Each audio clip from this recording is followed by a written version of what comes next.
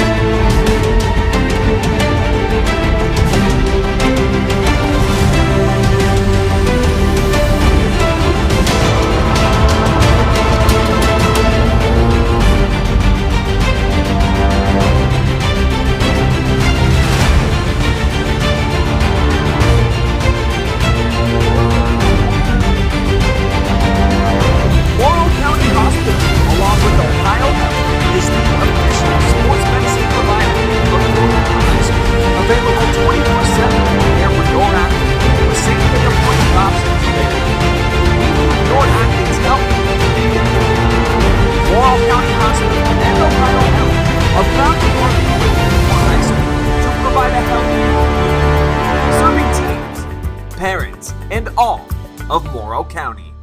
Lender, craftsman, dog dad. We're more than our job titles, and you're more than an account number. The personal attention we provide comes from a promise to serve you with respect and compassion. By being responsive to your questions and taking time to understand your needs and goals, we give you more than just a place to bank. That's the more you can expect from Park National Bank. Find John or a banker near you at parknationalbank.com. Park National Bank, where you mean more. You want top joint replacement surgery. Knox Community Hospital delivers with 3 fellowship-trained surgeons and coveted national rankings for 4 years running, all to help you beat the pain and heal faster. At Knox Community Hospital, we're elevating care.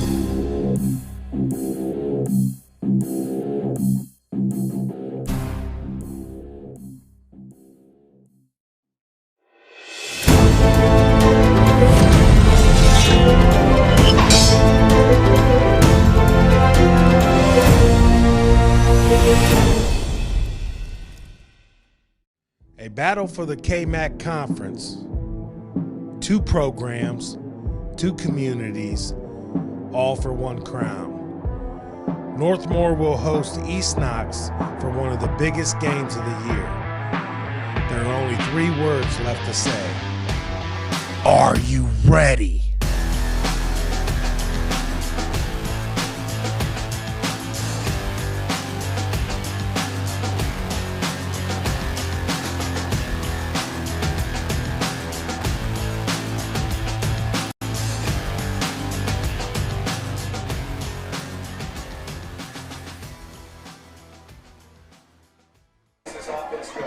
You are looking live at the Castle, where tonight 2 of the KMAC's best will face each other for first place in the conference. It's 5-1 East Knox at 6-0 Northmoor. Hello, everybody. My name is Travis Berardi, alongside Hayden Gray. And Hayden, we've seen both of these teams this year. This should be a good one. Yeah, you're right. You know, we've got a chance to see Northmoor play quite a bit, East Knox as well. I can't think of a better matchup to be watching this week. Beautiful weather night, great atmosphere, and I think this is going to be a great game for the books. Yeah, definitely. We couldn't have asked for much better weather. 71 degrees, no humidity, no wind. It is a perfect fall night for Week 7 football. I just hope it stays this way. It's been perfect since Week 2. We had that delay before the South Central game down here in Northmoor, but since then, nothing but great weather. Yeah, we'll need to find some wood to knock on. This weather has been great. Hopefully it sticks up. No more delays. Just good football being played out there and nothing to stop it. As we welcome you inside the Morrow County Hospital pregame show, the Northmoor band out there about to play the school alma mater, and then we will get into the national anthem. But right now, Northmoor, like I said, in the scene setter, led by Max Lauer. He is 8th in the area in rushing. 125 carries, 796 yards, 10 touchdowns. He had a 262-yard performance here against Fredericktown in the game we saw here last week. Yeah, Max Lauer had a fantastic week last week. He comes in ranked 2nd in rushing in the KMAC. He's also 8th in our area leaders. We talked about that on Wednesday. So he's someone who he doesn't go down easily. So he's going to be a big part of Northmoor's offensive attack tonight, and we'll see what East Knox prep for him this evening. And on the other side, an East Knox squad, Peyton Lester, quarterback, 6th in the area in passing, 1,268 yards, but he has a running attack, too, of Cole DeLauder and Carson Steinmetz, and both can catch the ball out of the backfield, which was a big play in their win against Connaughton Valley 2 weeks ago in a game we saw. Yeah, getting to see that live. Cole DeLauder is someone obviously great with rushing, but he can also do it on the receiving end as well. We're going to take it down to the field for the Northmoor Band and the national anthem.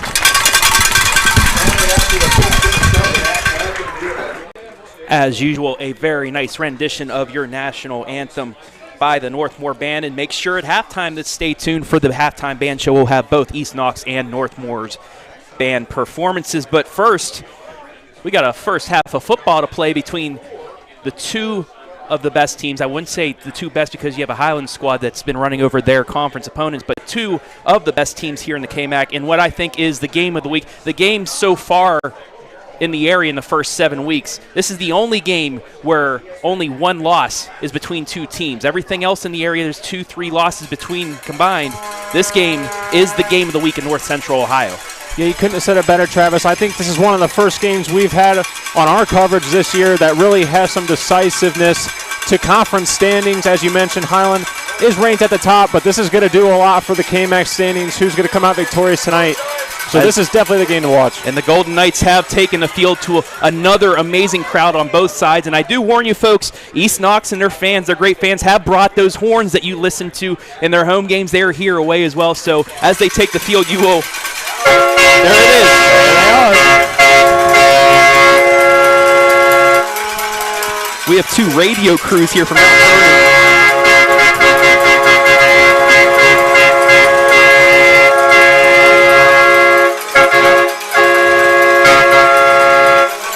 We have radio crews from Mount Vernon and Mount Gilead that have never been here this close to the horn, so they're a little surprised here in the press box. But, this is a great atmosphere between these two teams. I've been waiting for this game since week 1, Hayden, especially after seeing what both teams had to offer. East Knox did fall to Crestview, a Crestview team that is undefeated and state ranked in Division 6 as well, so not that bad, but we're just about ready to get going on a perfect night. Yeah, like you said, since we were here last week, I was excited for this game, knew it was going to be a big one. I think for both teams, this is going to be their biggest resume win on the year, so I'm extremely excited.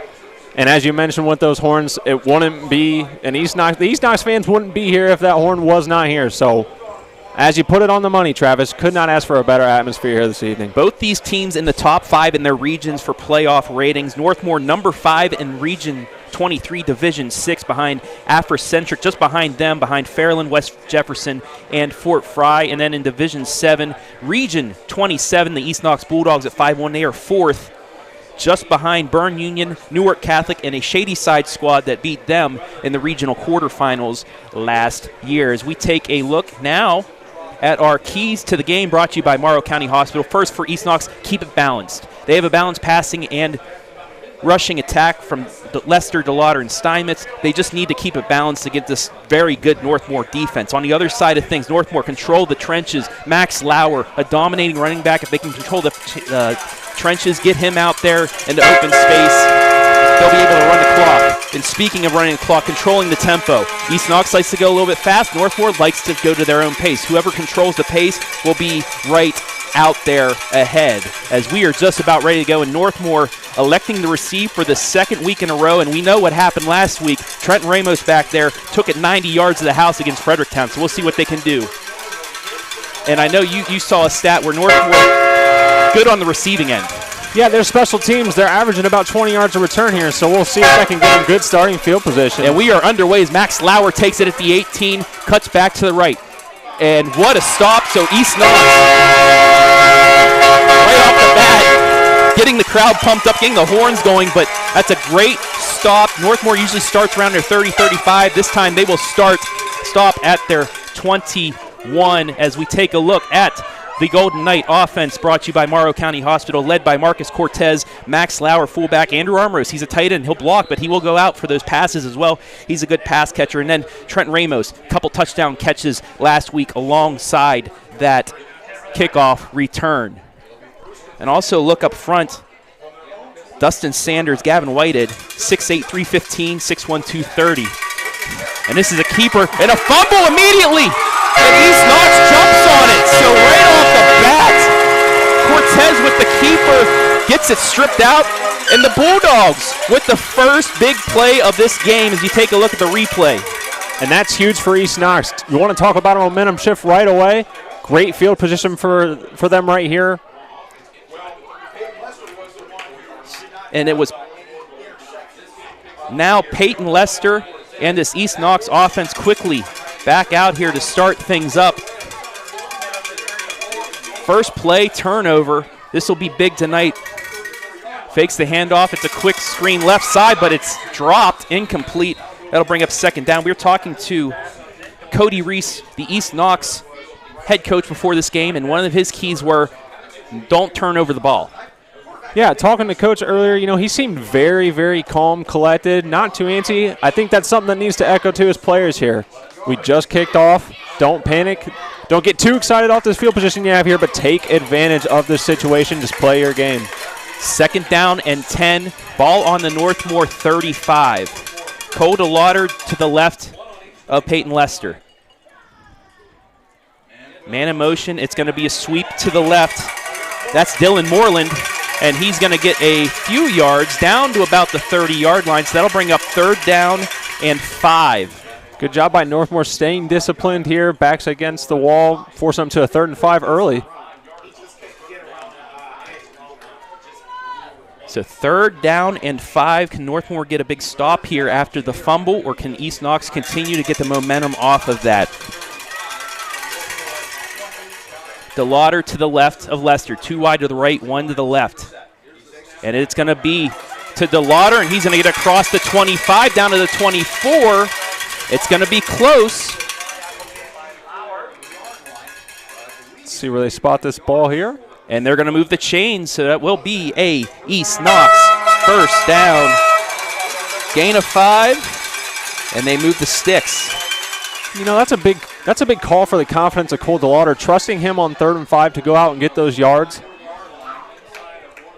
Now, this Northmoor defense, they're a team that bends but not breaks, especially in big situations. The Seneca East game, Danville, they've had big turnovers late while both teams were driving. This time, DeLauder gets maybe 2 or 3 yards. He's going to be taken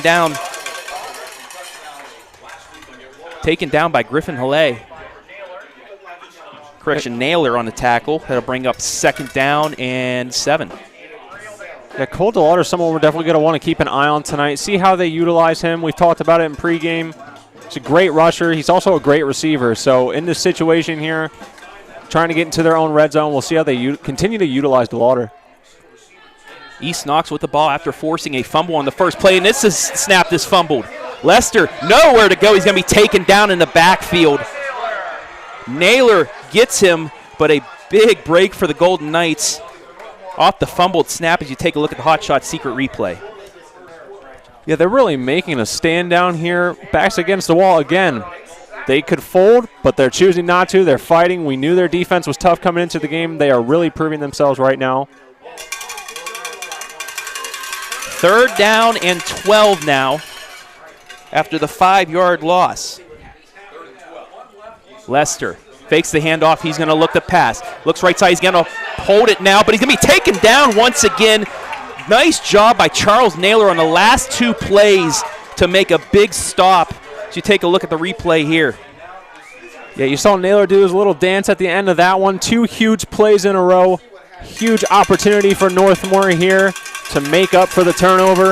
And it looks like East Knox might be electing to go for it here. Yeah, they're deep enough in Northmoor territory. That was a loss of 2, however. So the Golden Knights, one more stop here, 4th and 14 on their own 28. Lester with DeLauder left. 3 wide to the left. He's going to look to pass that way. Can't. He's getting rushed this time. Armros in there, and he gets pushed out of bounds, and Northmoor will get the turnover on downs. You see number 40 there again, Naylor. He's really getting through that line, getting a great first step off the ball. Yeah, Naylor was in his zone, was able to get over there after he was rushed by Armros and Max Lauer, so Northmoor escapes.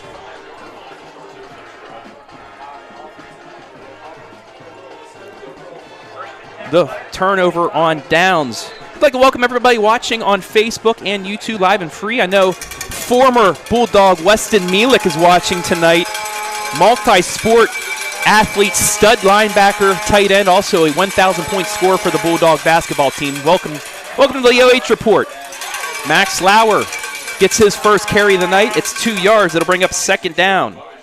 Yeah, I'll be interested to see the workload for Max Lauer tonight. You can assume it's going to be heavy, but let's see how, similar to DeLauder, how do they utilize him both passing and receiving and rushing this evening? A lot of comments so far here on the OH.REPORT. We'll get to you guys when we have a moment, but right now it's going to be a keeper, and this time he's able to hold on to it, give him about 5 yards, and it'll bring up 3rd down and maybe 4. You know, East Knox needs to stay on their toes and watch for that. Marcus Cortez is a sneaky rusher, 76 attempts on the year, 361 yards and 3 touchdowns. So he's one of those that can be a dual-threat quarterback and take off when he needs to. They've really perfected the read option here this year as well. 2 wide to the right, 1 to the left. Lauer sidecar right as they look for the play from head coach Scott Armros.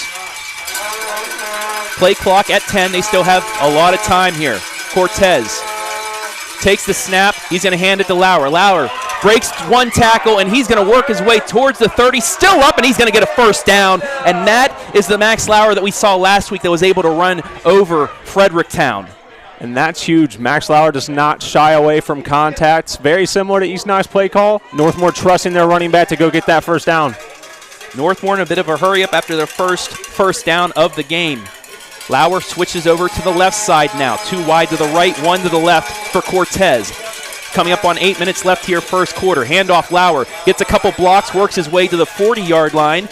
Gave him 3 yards, and it'll bring up 2nd down. as you take a look at this third down conversion once again by Max Lauer. Yeah, you see he lowers the shoulder, keeps his legs moving, and his power is just able to outdo that of East Knox, able to get the first down. So 2nd down and officially 8. Cortez, he's going to keep it this time. Gets a block by Lauer across the 45, breaks another tackle, spins to the 50, and that's going to be another first down for the Golden Knights. Give him 10 yards. You could really see Cortez's vision of the field, keeping his head up, always trying to read those linebackers, and he made a good decision getting the first down there. You look again at the Hot Shot secret replay. 1st and 10, Golden Knights coming up on 7:30 left here, opening quarter. They're at midfield. Cortez fakes the handoff. He's going to roll off right. Looking, gets it off. It's complete. Trenton Ramos gets his first catch, gets him to the 40-yard line, the 40, the 39, and that's going to be 11 yards and another Golden Knight first down. And if East Knox wants to be successful tonight, get used to hearing Trenton Ramos' name. 23 catches, 228 yards on the year. He's going to be someone they need to get involved if they want to be victorious here this evening. So 1st and 10 now. Well, actually, they're going to move him back, so it's going to be 2nd and 1. They gave him 9 yards on the play. Short yard situation, you wonder if this is somewhere where they might trust taking a shot, trying something deep, knowing they might be able to get that third down. Play clock to 3. Cortez rolling left, looking. He's looking for Ramos, who is double covered, and he's going to get taken down at the line of scrimmage. Just unable to get away from the Bulldog defenders here as he rolled out. No gain. It'll bring up 3rd down and short.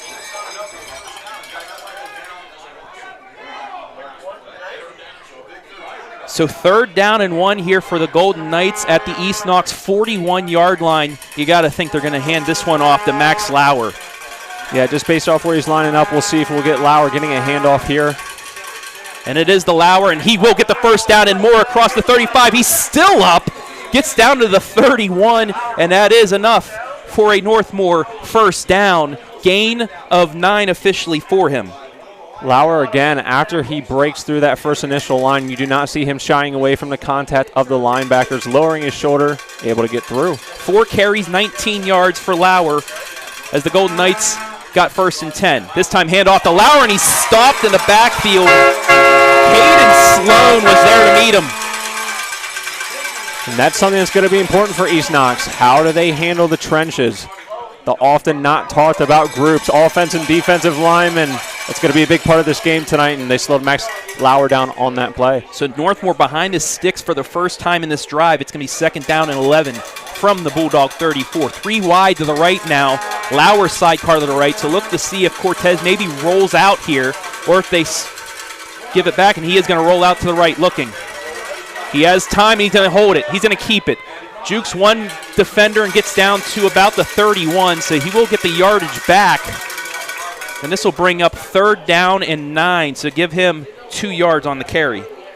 And already based off where we're at here, Northmore probably looking at a 4th down territory, depending on how many yards they can get here on 3rd. But this is a situation where I do not see them punting. Good job by the East Knox secondary to really shut down the passing lanes. 2 wide to the left, 1 to the right. Max Lauer now sidecar left. 3rd and 9s. We go up to the 4:30 mark of the first quarter. Cortez rolling left. He's going to throw it, and it is caught through the hands of one receiver and into the hands of Bryson Kearns. Bryson Kearns went up and got that ball, and when we go back and take a look at that, I don't even know if that pass was originally intended for him. What a play, Travis. Down to the 13-yard line. 18 yards on the pass play and another Golden Knight first down.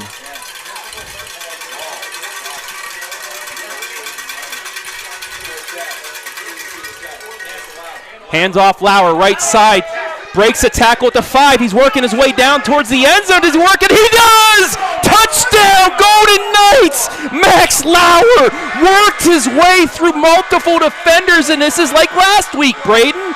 Hayden? Unbelievable. I'm so excited I'm messing your name up. Unbelievable effort. That is just a true testament to Max Lauer.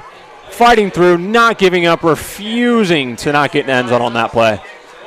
13-yard touchdown run. You watch him force his way into the end zone, and the Golden Knights strike first with 4:01 left. It's 6-0. Really seeing the grit of Northmoor on that drive after the early turnover. Caleb Chenier adds the extra point, and with 4:01 remaining, Max Lauer strikes first for the Golden Knights. As you take a look again at the Hot Shot secret replay, Hayden. But watch the effort. Right here, breaks one tackle, breaks two tackles, a third tackle, fourth tackle, lunges into the end zone. That's just all effort right there by this junior running back. Yeah, if you're coming to tackle Max Lauer, you're going to have to come with a little bit more hot-headedness than that. But that is not to take away from the power and strength and effort this kid displays night in, night out, all week long. You know, we talked a lot about Matt Lauer. I know, Travis, you've gotten to know him rather well, saying that he's really worked hard all offseason, and it is really showing here this season and tonight. Yeah, Max Lauer in the offseason really worked hard to get a little bit more bulked up because he was able to break some big runs, but other times he wouldn't be able to break the tackles last year that he does this year, and he's really shown off in the last couple of weeks, now getting into the top 10 in the area, rushing. Just a phenomenal run by him and a big momentum shift. After losing the ball on their first possession due to a fumble, gets the turnover on downs and just does Northmoor football, runs the ball, gets a couple big completions in between as well, and then Lauer just finishes things off. 7-0 Golden Knights here on the Morrow County Hospital scoreboard as Chenier kicks it away. That's going to be taken by Bonham at the 15. Across the 20, spins, and he's going to get up to about the 24-yard line. That is where the Golden Knights will start, or the East Knox Bulldogs will start as we pull up their offense. Led by Peyton Lester, the top 10 passer in the area. Cole DeLauder listed as the starting fullback, but you also see Carson Steinmetz and Shane Knepp out of the backfield. They will run the ball as well. Dylan Moreland, Blake Bonham, wide receivers behind that offensive line. We'll get with Northmoor's defense here momentarily. 1st and 10, Bulldogs. Lester hands off to DeLauder. DeLauder has a hole and gets up to about the 35-yard line to 36. Give him 12 yards, and the Bulldogs right off the bat on the run. Yeah, 12 yards for number 12. Cole DeLauder, someone early on in our area top rushing leaders. It's been a little bit quiet these last few weeks, especially with Max Lauer being talked about a lot tonight. It'd be interesting to see how Cole DeLauder responds, gets his name put on this game. Well, not only because of that, but also the run of Carson Steinmetz. They have multiple guys that can run the ball in the backfield, and Coach Reese last week, 2 weeks ago, went with Steinmetz as their top running back. DeLauder did go off last week over 100 yards against Mount Gilead, but they have options. There's another handoff to DeLauder, and once again, he gets a good chunk of yards on first down. Give him 7 on the run. It'll bring up 2nd down and short. You see East Knox choosing to come out, running the ball, trying to set the tone here early on this drive. And they're winning the line of scrimmage right now, and that's going to tell the story. So we'll see if Coach decides to keep going with them or not right now. Golden Knights do have a lot of players that go offense, defense, as well as the Bulldogs. We'll see if either side gets worn down, but we've seen game in and game out that Golden Knight defense has been able to come up to the task. Lester, he's going to hold it, he's going to keep it, and he's going to have a big run.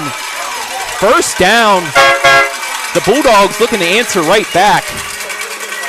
It's a big run by Peyton Lester. Not someone known to do that all the time, but he can do it when he needs to. He's got the skill, the vision, and the agility to go make that play. 13-yard gain, first down, Bulldogs. Coming up on 2 minutes left here in the opening quarter. A quick running first quarter.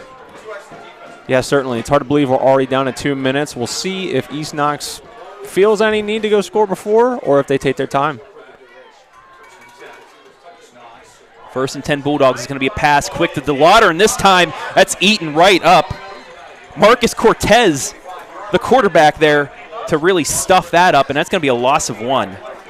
And that's big as you bring up Marcus Cortez. If the name sounds familiar, it's because he's their quarterback. When you brought up a lot of people going both ways, you see Max Lauer down on the defensive line. So maybe that could be a part of the reason East Knox is driving the ball with a little bit of ease here on this drive. Some tiredness maybe from that long offensive drive that Northmoor had. They're going to call that no gain, so it'll be 2nd down and 10. Wing T now for the Bulldogs. Takes the snap. This time it's a handoff to Steinmetz, left side. He has a bit of a hole. Gets around the corner. Fights his way across the 40 down towards the 35. Taken down at the 37-yard line. There you get a good look at the second ball carrier who can be very dangerous for East Knox. Can tell he has the speed and shiftiness to make guys miss. Max Lauer able to bring him down. Gain of 7. That'll bring up 3rd down and 3 as we come up on a minute left here in the opening quarter. Handoff to Shane Knepp, but we have a flag on the play, and they're going to call false start against East Knox. That's a tough one. It's going to bring him back to 3rd and 8 instead of 3rd and 3. That does hurt. The first penalty we've seen all evening with only 56 seconds left to go in the first quarter. So a tough break there for the Bulldogs after a great run on 2nd down. Got them to within 3. Now they're backed up. It'll be 3rd and 8 from the Northmor 42-yard line. But the way they've been running the ball, it might not be an overwhelming distance for them. No, this may be something where, again, once you cross the 50, they might be playing for four down territory. 2 wide, 3 wide to the right, 1 to the left for Lester, and he's going to pass. He's rolling right. Gets it away, and he has an open man, but he dropped it. Wide open was Blake Bonham, but it went through his hands and incomplete, and that'll bring up 4th down. A tough break there by the Bulldogs, and it looks like they're going to bring the punt team on as you take a look at the replay. It was well thrown. It was in his hands, but he just dropped it. Tough break there, and they're going to have to punt. Yeah, Bonham's going to wish he could have that one back, I'm sure, when they look at the film. Not sure exactly what happened there. Colter Lauder back the punt. Peyton Lester back there as well, so they might look for the fake. They will not. He gets it away. Trenton Ramos makes the catch at the 15.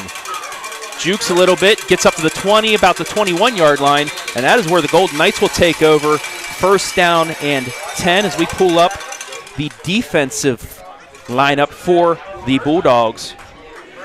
Briar Householder, Caden Sloan, Nate Burwell, the front 3 for this Bulldog front. Really have to control, like we said, control the trenches, and then you have the 5 linebacker front of Steinmetz, Bonham, Kimball, Elliott, DeLauder, and then Lester, Moreland, Shane Knepp, the secondary for the Bulldogs. Brought to you by Morrow County Hospital.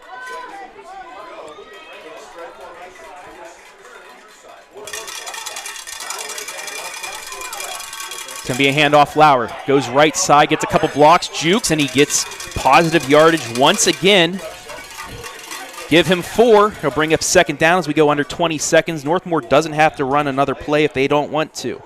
Lauer up to 35 yards on 7 carries as well as that touchdown. 8 seconds left, 7, and I don't think the Golden Knights will run another play, and they will not. So that'll do it for the first quarter, an exciting one at that.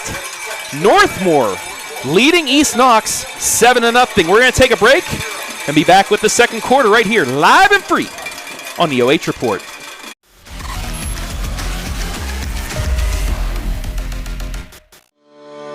Morrow County Hospital, along with Ohio Health, is the official sports medicine provider of Northmoor High School. Available 24/7 to care for your athlete with same-day appointment options available.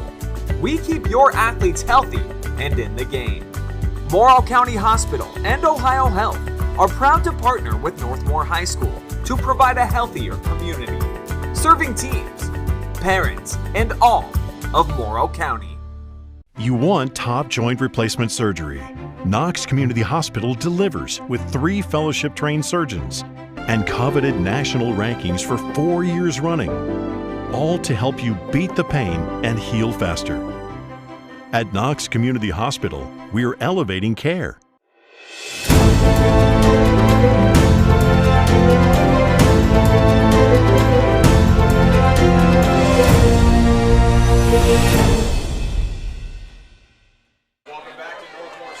Back here at the Castle, Northmoor with a 7-0 lead. They have the ball, 2nd down and 6. Travis Barari alongside Hayden Gray in the game of the night here in North Central Ohio. Cortez with the keeper again, holding on to the ball this time as he gets to the 30. They're going to give him maybe the 31, the 32.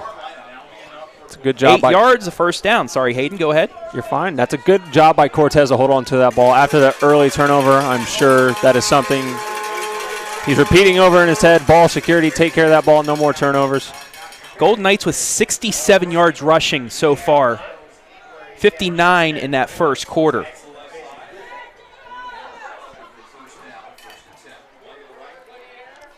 First and 10, Golden Knights. Cortez going to roll out left. He's going to look to pass. Getting rushed, and he throws it out of bounds, and we're going to have a flag. I don't know if it's a hold or an intentional grounding, but something has been thrown, and they're pointing at the Golden Knights. Yeah, I'm not sure what the call is going to be here. Intentional grounding looked like he was out of the pocket. We'll have to see what they're thinking here on that play. But nonetheless, it'll be a tough break for the Golden Knights as they are backing up right now.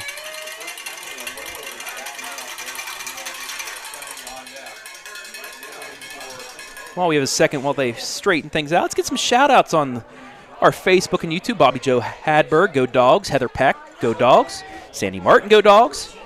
Abby Marie, yay, go Hayden Gray. Thank you.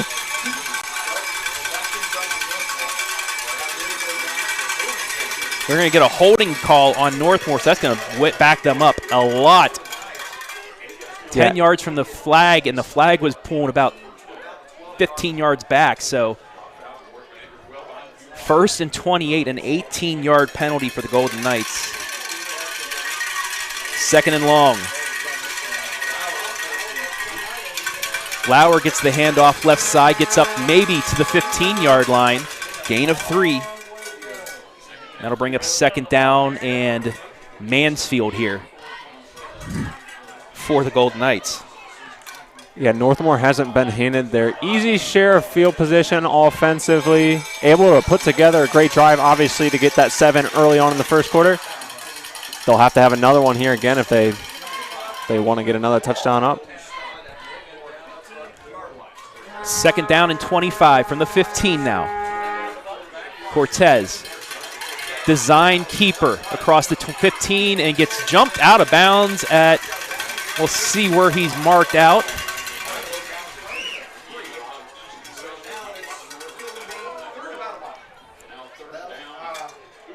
They're going to give him 3 yards on the carry. So it's third down and 22 for the Golden Knights. Cortez lucky to get positive yards early on in that play. It looked like it might have gotten blown up early for another loss. Able to get 3 out of it. Third and 22 now. Cortez looking to the sideline from the call from Armrose. Coming up on 10 minutes left here in the half. Golden Knights lead 7-0. Cortez, it's going to be another keeper. Gets across the 20, has room 25, 30, and taken down at the 34-yard line. Not enough, though, for the first down, but he did get a big chunk back out of that.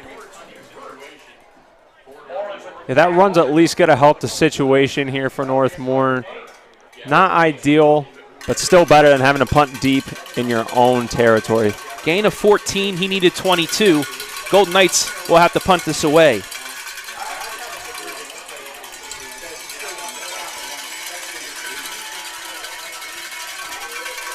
Miller back to punt. Gets the snap, gets it away, almost blocked. Can be taken at the 30-yard line. Has a hole, taken up to the 45-yard line, and a nice return for the Bulldogs. Gets them first and 10 in very good field positions. You take a look once again. Yeah, did a really nice job. Able to get about 15, 20 yards out of that return. Shane Knepp with that return. Shane Knepp actually has, that would be his 7th with 6 punt returns on the year for 60 yards, so he's averaging about 10 yards per return. That's about right. Yeah, about 10 yards on the return there. But that's always a good sign if you can get positive yards, more than 5 on a return. It's a pretty good return here in high school or in college as well. Fakes the handoff, left side to Steinmetz. Makes one man miss, gets outside, down to the 40, cuts back in, 35, down to the 30, down to the 28-yard line. Big play by East Knox.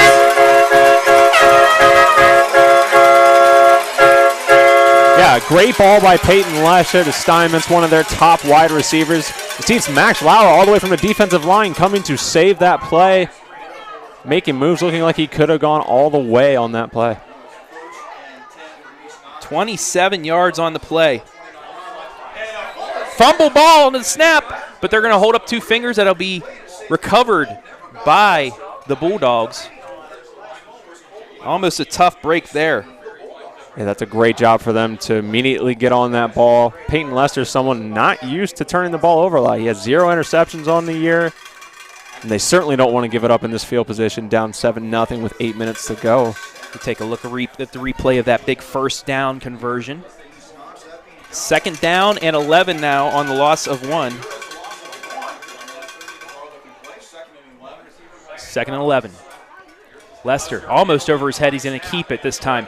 He's going to get some yardage out of it as well, down to the 25-yard line, pushed back, so give him 6 yards.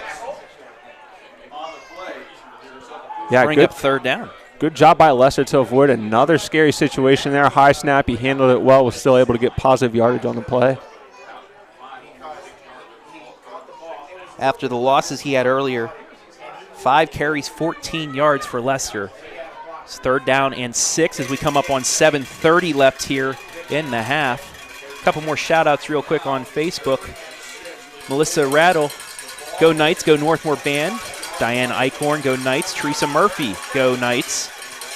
Angie Evans, go Knights. Weston Mielik, go Dogs. Nice of you to join us, Weston.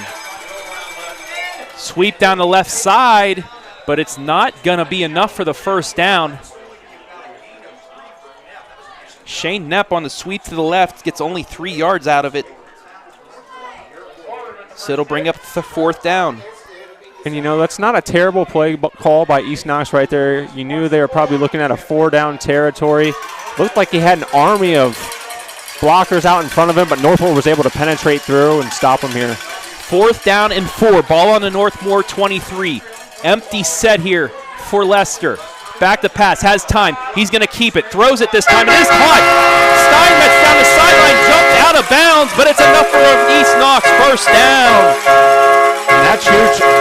If it wasn't for him getting tripped up a bit there on the sideline, it looked like Steinmetz would have been in for 6. Regardless, a huge 1st down for East Knox. Bring up 1st and goal from the 9. 14 yards.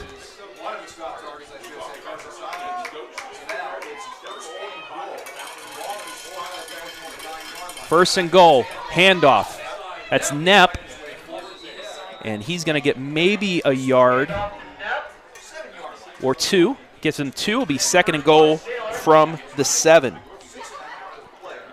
This is a big opportunity for East Knox because this is another quarter. We're almost down to 6 minutes. It seems to be moving quickly with the amount of running we're seeing here tonight.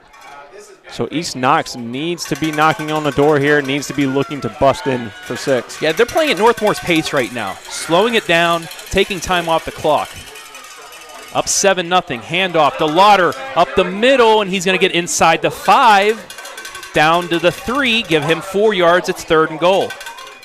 We'll see what East Knox drops up here for 3rd down. Again, knowing they have 2 plays to try and break in. 3rd and goal from the 3. Can the Bulldogs break through here and tie this game up before the half? They do get the ball to start the 2nd half. Wing T. Handoff. Shane Knapp. He's going to get stopped at the 1. And it's going to bring up 4th down and goal from the 1.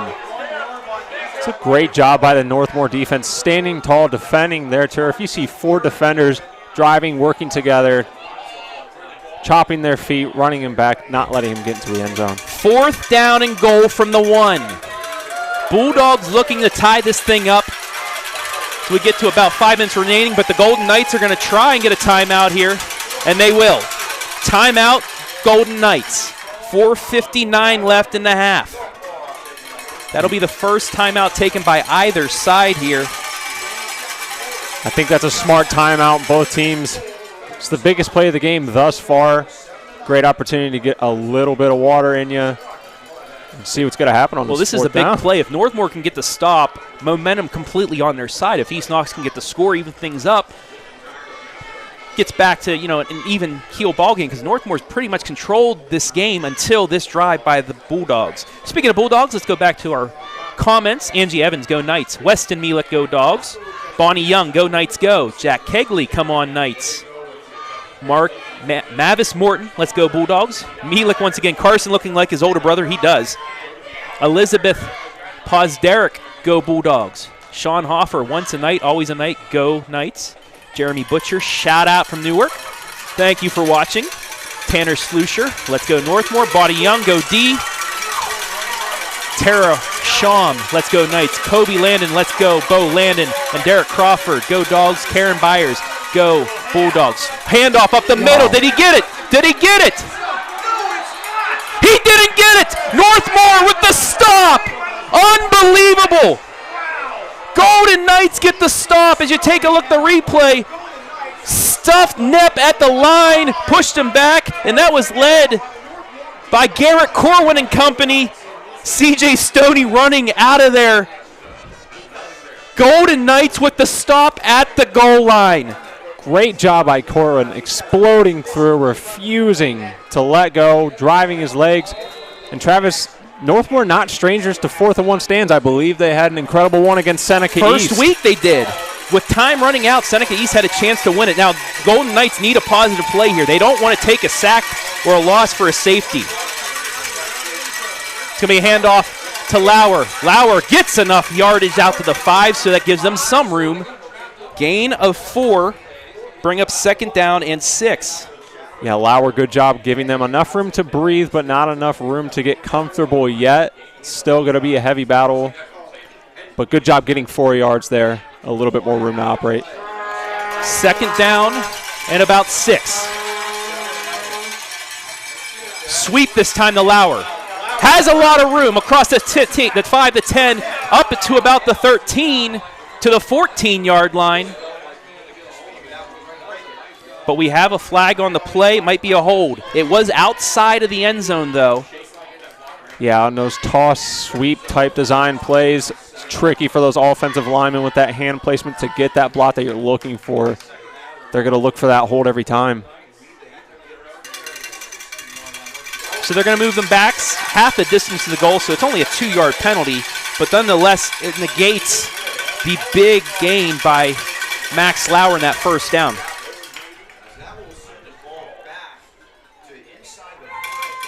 Second down and 8 now from the 3. Officially a 2-yard penalty on the play. Golden Knights still in the shadow of their own end zone. Handoff, Lauer out of the end zone, gets maybe back to the 5-yard line. He will, so he'll get 2 more. It'll be 3rd down and 5. And this is a big opportunity for the East Knox defense to flex their muscles a little bit after that goal line stand by Northmoor. And Travis, you couldn't tell being over on this side that you're not down at East Knox as well. This crowd's playing a part of it. Well, both sides, amazing atmosphere here tonight on a perfect night for football in Week 7. 3rd down and a long 5 for Northmoor. Handoff to Lauer, and he is stood up at the 6-yard line. He'll get 1 yard, but it's not enough. Northmoor forced the punt. And this is going to be a dangerous punting situation. No special teams, no coach, no punter ever desires to be in this situation. It's going to be crucial that the guys up front stay on their blocks to give the punter a chance. So Northmoor did at least move the ball a little bit, but still, Gavin Miller towards the back of his own end zone needs a perfect snap here as you think East Knox is going to bring the house. Shane Knepp standing at the Northmoor 40. And I believe head coach Scott Armrose is going to call a timeout here, and he does with 1 on the play clock. That'll stop the game clock at 2:52 here in the first half. But Northmoor, big breaks with the stop on 4th down and goal, but they will have to punt and give East Knox good field position with plenty of time. They still have 3 timeouts left as well. Yeah, this is really good for East Knox. If they're planning on running that same tempo they did on that last drive, with Northmoor being deep in their own territory, potentially this ball is only going to get to about the 40 or 50, so they could have the option to still slow it down a bit, not rush, run the ball, and have enough time to get in before half, which would be crucial, as you brought up. They're going to receive the second half kickoff, so this is big. Going back to our comments, Deanna Love, go Knights. Cassidy Hille, go Knights, beat those Dogs. Michael Carter, let's go Dogs. Teresa Murphy, let's go Knights. So 4th down for the Golden Knights. Gavin Miller just beyond the eye in Knights in the end zone. Does have a couple feet, but needing a good snap here to get it away. Snap back, it is good, and he does get it away. It's a line drive. Takes a bounce at the 40, 45, and not going to be returned, so the Golden Knights get a break there as East Knox will start 1st and 10 from the Golden Knights 44, but because of the line drive and the kick, Knepp was not able to return it. Yeah, that's big for Northmore. They rushed down there. Knepp still had an opportunity to probably pick up an additional 3 to 5, 3 to 8 yards. So that does help Northmore out a bit with Knepp not being able to return that, because Knepp is someone that can be dangerous on the returning side. Bulldogs, good field position here. A lot of time left. 2:41 left in the half. They have 3 timeouts. It's going to be a handoff to Steinmetz. Gets around the corner, but he is tripped up. Nice job once again by Charles Naylor, only allowing him to get maybe 2 yards out of it. Naylor's been all over the place tonight, reading the offense really well, getting off his block, and really hustling to make the play. 2nd down and 8 now from the 42 of the Golden Knights as we come up on 2:10 left in the half. 3 wide to the left, 1 to the right for Lester. Fakes the handoff to DeLauder. It gets tipped at the line of scrimmage. I believe that was Gavin Whited or Max Lauer, one of those two that knocked it down. Let's take a look at the replay and see who got their hand on it to stop the play. And it was clearly Gavin Whited got his hand up to bring up a 3rd down and 8. Big play by the offensive and defensive linemen there for Northmore. As Lester was looking for one of his patented out design plays. They'll go 3 wide on one side. One will fly, one will take a little bit of a slant route, and the other one will do an out route. Almost worked. Same formation, 3rd and 8. Lester's going to look to pass one more time. Looking, he gets rushed this time. Scrambling in there, and he's going to get taken down by Lauer and Armros after a gain of 2, but it's going to bring up 4th down. Big stop by the Golden Knights. And that's very frequent. We've been seeing Peyton Lester have to bail from the pass play and try and scramble and look for some yardage. That's a credit to the defensive line of Northmore. Again, we've been talking about it all night. Naylor, Lauer, those guys are really breaking through and making it difficult for Peyton Lester to find his receivers and have any time this evening. So now they're going to run the clock down, and Cody Reese, head coach Cody Reese, I believe, will call a timeout. I don't know if, they're at the 41. They have a chance to go for it. Maybe they're going to run the clock down a little bit, but just because of the running game with Northmore, we saw last week against Fredericktown, you thought with a minute and a half they were just going to let the clock run down, run a couple plays, but Lauer got loose, got down inside the 20, and Northmore did punch it in. That really changed the momentum last week. So we'll see what Coach Reese has to offer right here. Yeah, that's a nice decision because with the pace Northmore's, both teams, but Northmore's been moving at tonight, they're not looking to put points up every play. So with this amount of time left, you're thinking, well, maybe we might be safe to get to half, but I still like this decision. Try and take the timeout. They don't want Northmore getting back in the end zone before half. So it'll be 4th and 7 when we return.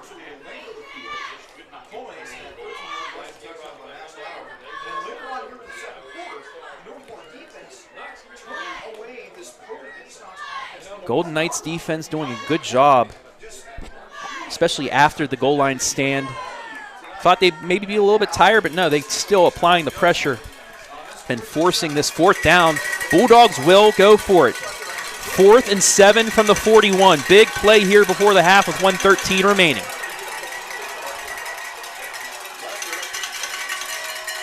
Trying to make Northmoor jump off. Maybe they're going to do the hard count and go for the quick kick, or maybe they're still going to try and go for it. Yeah, the quick kick is something in their arsenal. And Northmore now will call a timeout. So it's now the Golden Knights in this little chess game between the two sides. It's going to be a battle of discipline when they come back out here. Again, as you brought up, a lot of area schools have been installing the quick kick with the quarterback into their arsenal and using those hard counts. So if you're on a D-line here for Northmoor, you need to stay disciplined, know the sticks, know what down it is, get the ball back. Max Lauer, 11 carries, 45 yards. Marcus Cortez, 8 carries, 49 yards, a fumble. Lauer with the touchdown. On the other side of things, Lester, 6 carries, 16 yards. DeLauder, 5 carries, 31 yards. Steinmetz, only 2 carries, 9 yards. 4th down, 2 wide to the left now, 2 wide to the right. DeLauder, sidecar left. Man in motion. Look for that swing pass. Looking, lets it go deep, and it is caught! Touchdown! Oh my goodness, what a catch! Shane Knapp! Peyton Lester just dropped a dime on 4th down. And you get to see the connection between those two right there. That's why Peyton Lester is one of the top area quarterbacks. Great play, ballsy play call. Great job to go get that, and that is a huge play heading into half with only a minute to go, tying the ball game up. What a play on 4th down.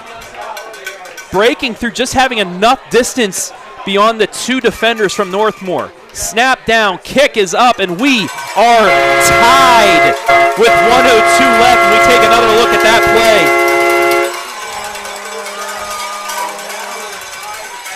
Just dropped a dime right in there at the goal line, and East Knox has tied this thing up. A 4th down and 7 conversion for 6. And that pass had to be perfect placement by Peyton Lester. Not 1, but 2 defenders there for Northmoor, able to put just enough air on it, keep it in bounds. Unbelievable throw. 4 of 6 now, 82 yards and a tutty for Peyton Lester. 1:02 left, and this is kind of like the same situation as last week. Northmoor gives up a score right before the break, but they still have time. We'll see if they can convert again on a big play or if they'll just run out the clock and get to the half. Yeah, with 1:02 left to go, if I'm Northmoor, I'm certainly not putting away the option. With 0 timeouts, it'll be a little bit difficult, but I'm certainly, especially with their offensive weapons, I'm not putting away the idea of trying to take a chance and go for this.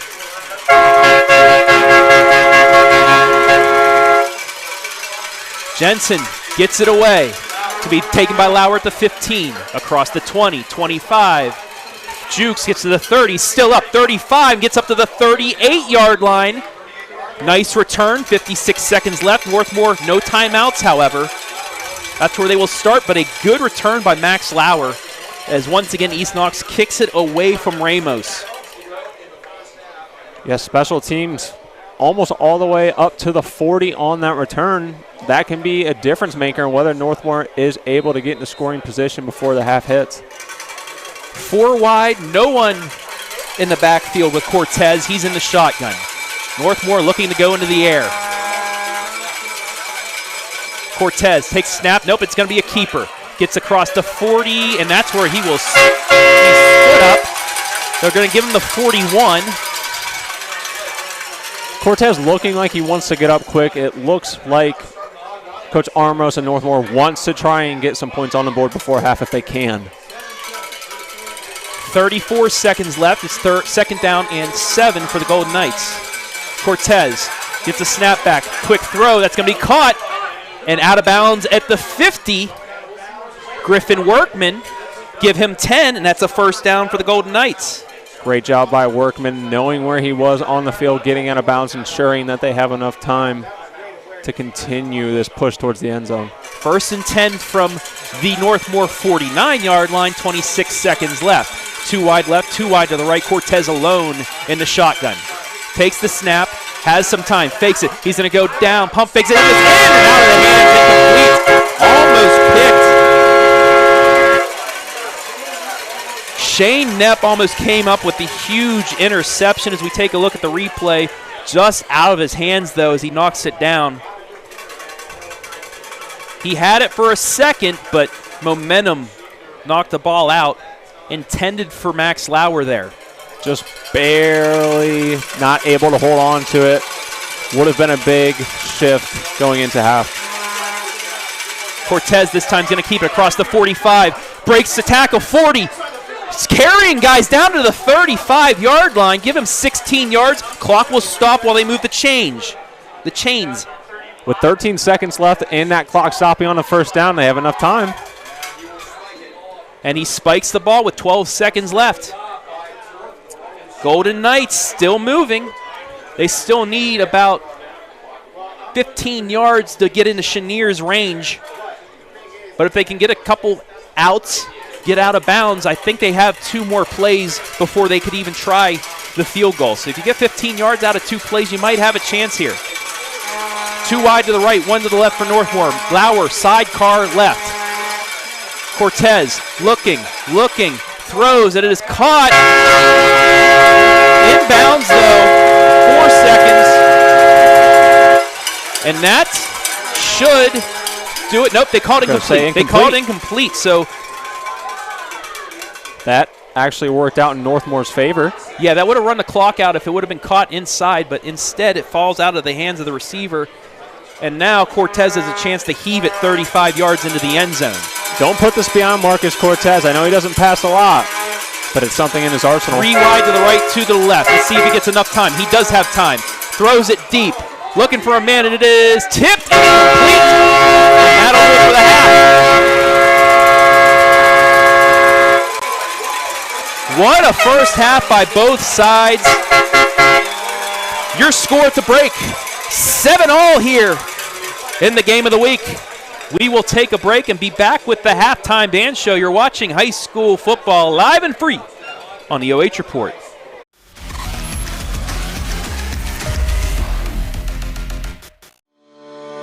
Morrow County Hospital, along with Ohio Health, is the official sports medicine provider of Northmoor High School. Available 24/7 to care for your athlete with same-day appointment options available. We keep your athletes healthy and in the game. Morrow County Hospital and Ohio Health are proud to partner with Northmoor High School to provide a healthier community, serving teams, parents, and all of Morrow County. Lender, craftsman, dog dead. We're more than our job titles, and you're more than an account number. The personal attention we provide comes from a promise to serve you with respect and compassion. By being responsive to your questions and taking time to understand your needs and goals, we give you more than just a place to bank. That's the more you can expect from Park National Bank. Find John or a banker near you at parknationalbank.com. Park National Bank, where you mean more. You want top joint replacement surgery. Knox Community Hospital delivers with 3 fellowship-trained surgeons and coveted national rankings for 4 years running, all to help you beat the pain and heal faster. At Knox Community Hospital, we're elevating care.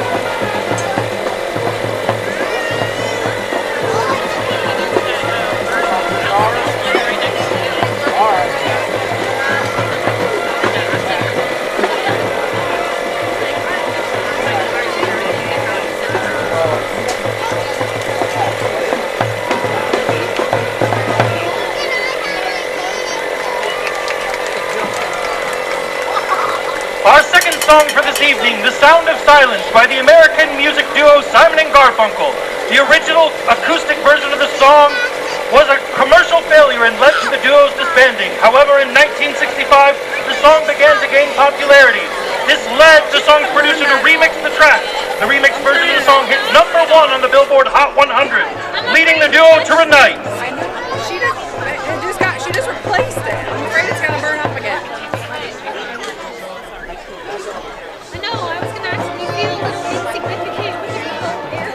No, I can't blow it at the same time as we blow these. I don't want to waste my tubes, you know. Oh, they're at a wedding.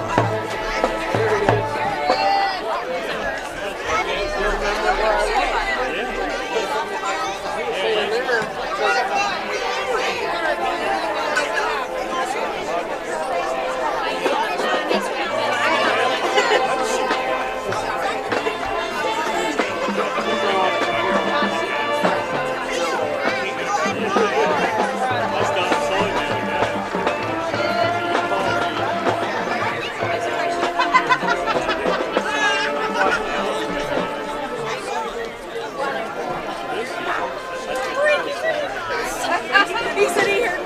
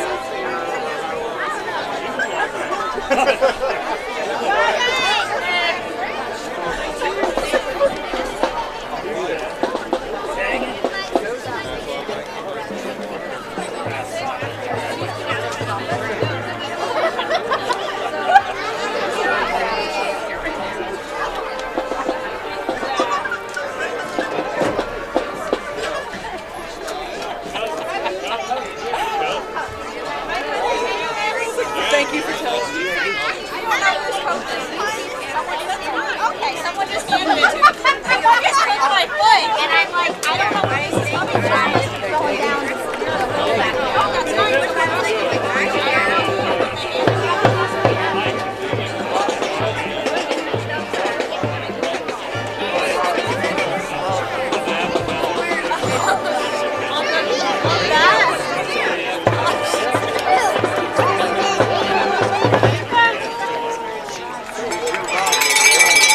For our final song, Painted Black by the Rolling Stones, written by Mick Jagger and Keith Richards. The song was released as a single on May 7th, 1966 in the United States. The song was later inducted into the Grammy Hall of Fame in 2018. Enjoy Painted Black!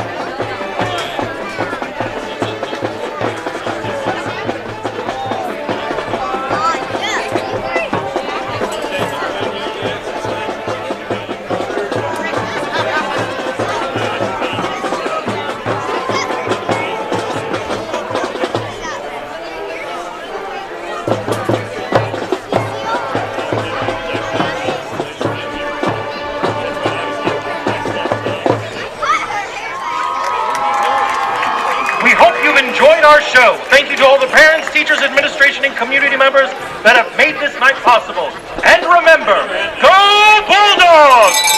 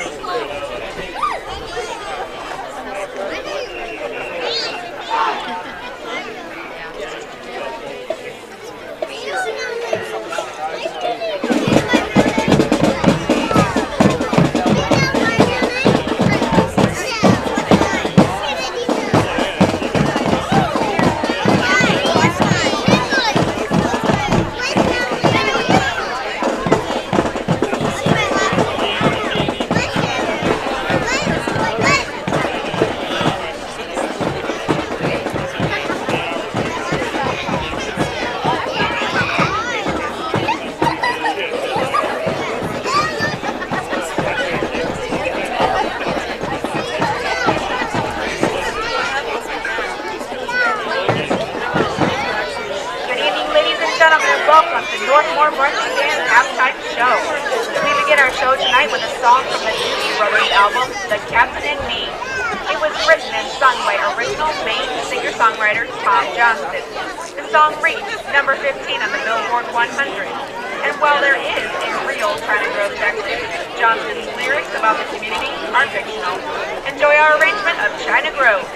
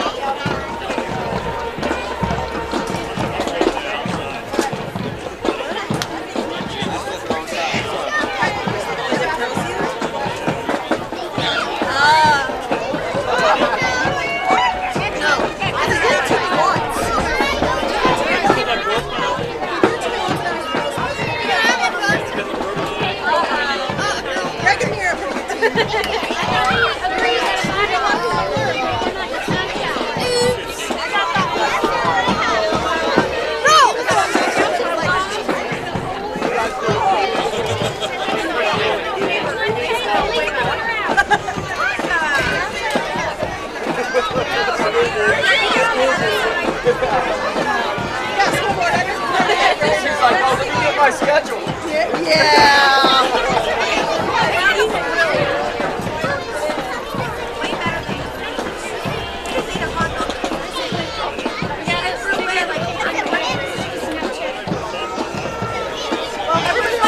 People are complaining about the horn on Facebook.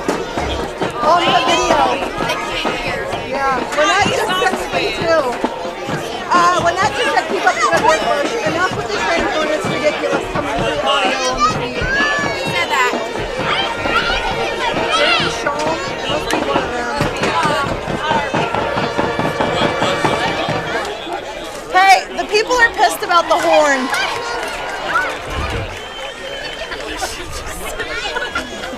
The month of October is National Breast Cancer Awareness Month, and our color guard is really pink flag in honor of those whose lives have been lost by breast cancer. For this next song, we feature our entire I'm sorry. Are they going to know it was me that said it? Our four seniors who are solos. We have Emma, McKenna. No, I meant they're not going to know I said that. Anna. Like, who said it? And Galen. Well, that's fine, but I just got like 6 texts. I'm sorry. Album is Game. Somebody is song like has been described as a huge rock song. Featuring one of the best opening keyboard riffs in rock. It is the best-selling track of the 20th century with over 7 million copies sold in the United States. This is Don't Stop Believing. They could only hear it this time.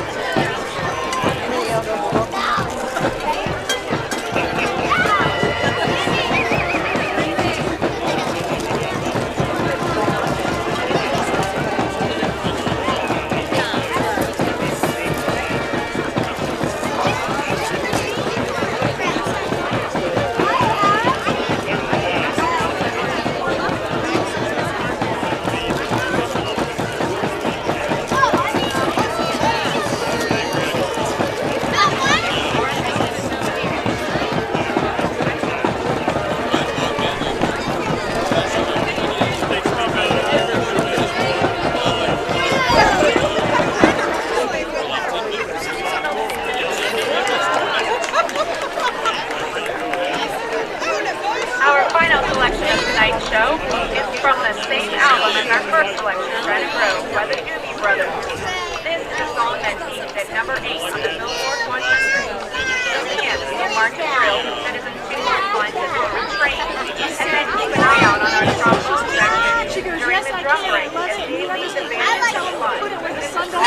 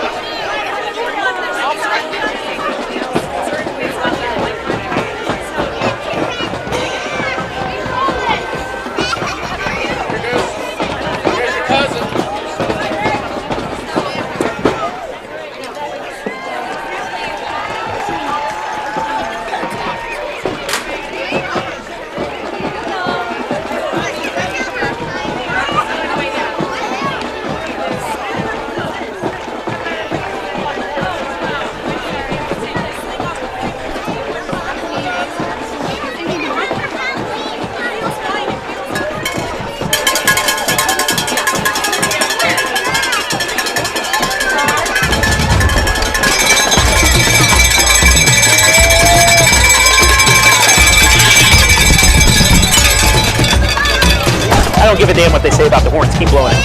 Like 5 people text me like we could hear everything. Okay, I'm gonna turn it down. Yeah, no. No, keep blowing the horn. Keep blowing. We don't care. That's the best part about East Knox. Keep blowing the horn. No, it's the people are commenting. I don't care. You guys are here for the game. We're just here to show it. Don't change anything. Don't change anything. You're fine. No. Actually, I'm laughing. That was so funny. He says the horns are good. It's part of the East Knox band. Okay, thank you. Still have to play Island, and Island is undefeated as well.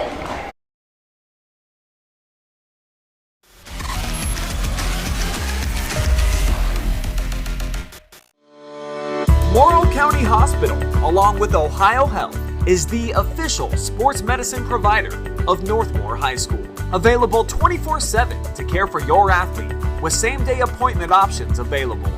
We keep your athletes healthy and in the game. Morrow County Hospital and Ohio Health are proud to partner with Northmoor High School to provide a healthier community, serving teams, parents, and all of Morrow County. You want top joint replacement surgery. Knox Community Hospital delivers with 3 fellowship-trained surgeons and coveted national rankings for 4 years running, all to help you beat the pain and heal faster. At Knox Community Hospital, we're elevating care.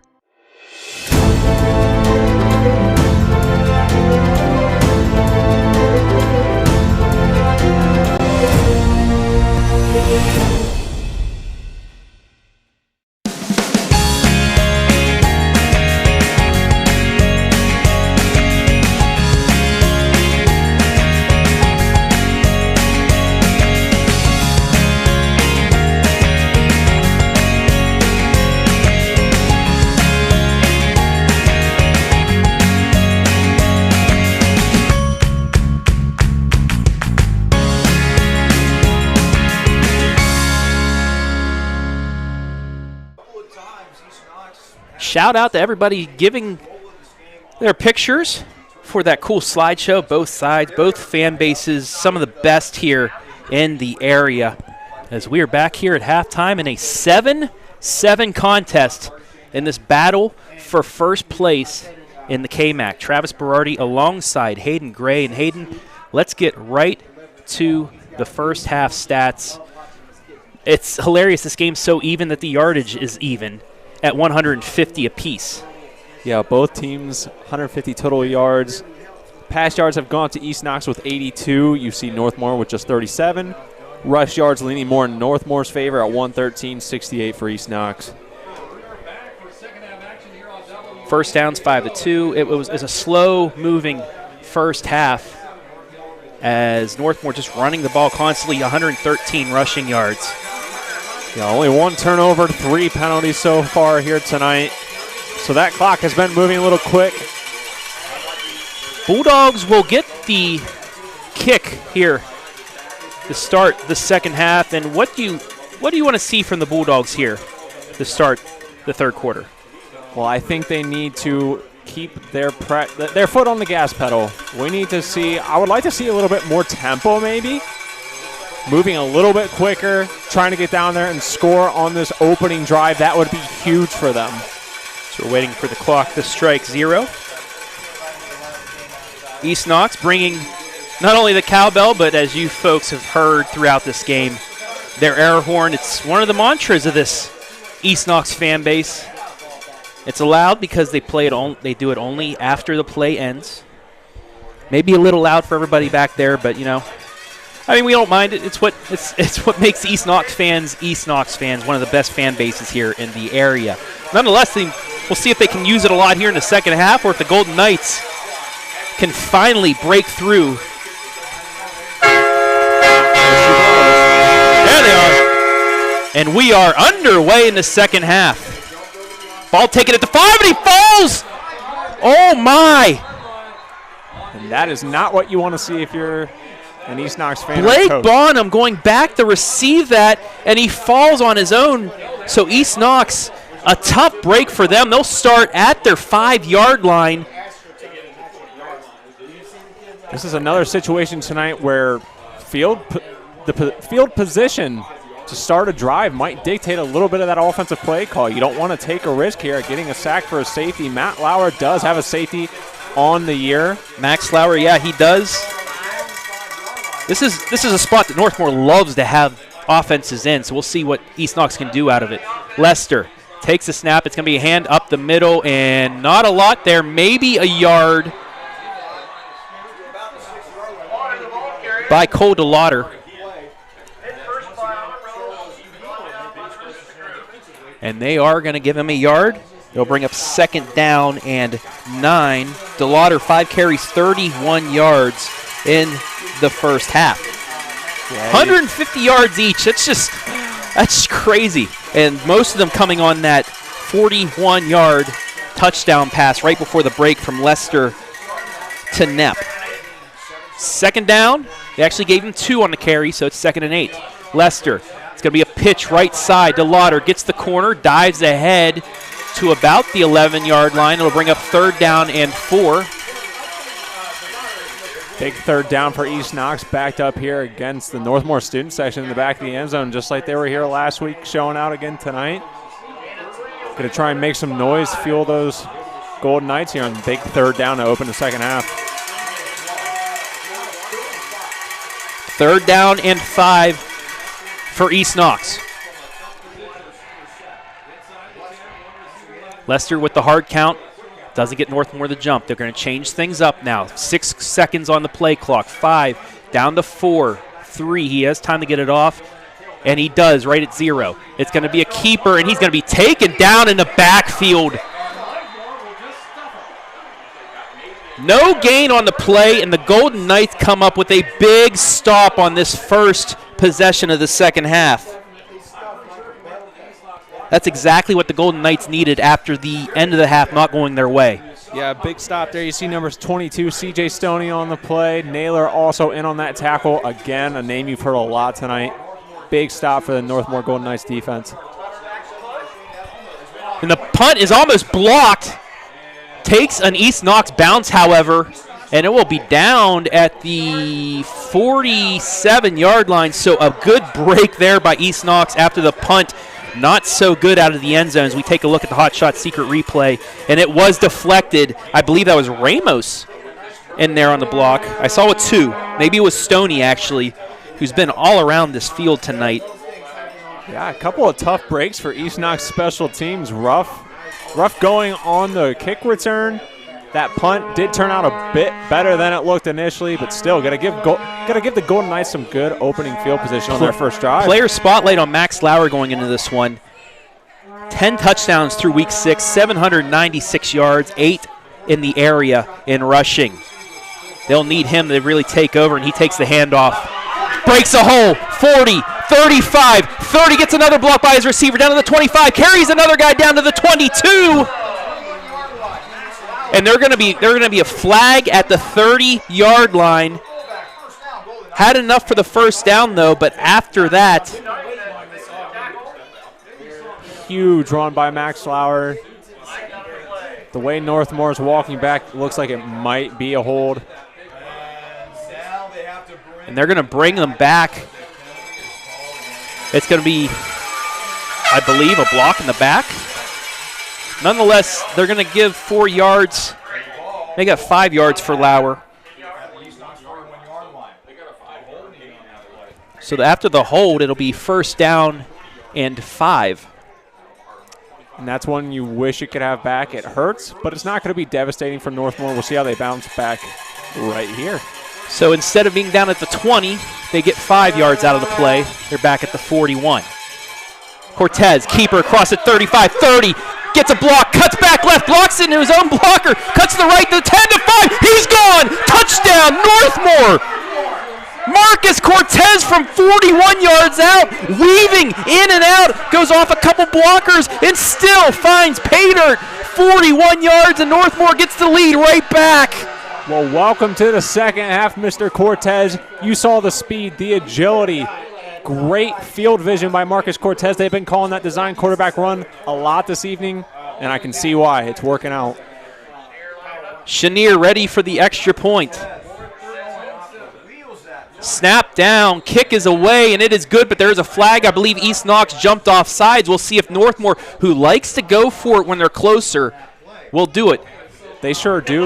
And Ramos immediately saying, just decline it, just decline it. We got the extra point. We'll see. Head coach Scott Armros. Yeah, we'll see if he's talking. Think about this. Max Lauer does have 3 successful 2-point conversions himself. They do like to run the Wildcat. That's a very good observation, Hayden. We'll see what they decide to do. They're moving back in. So they are going to accept the penalty and go for 2. Like you said, Hayden, Northmoor has been successful on this 2-point conversion try.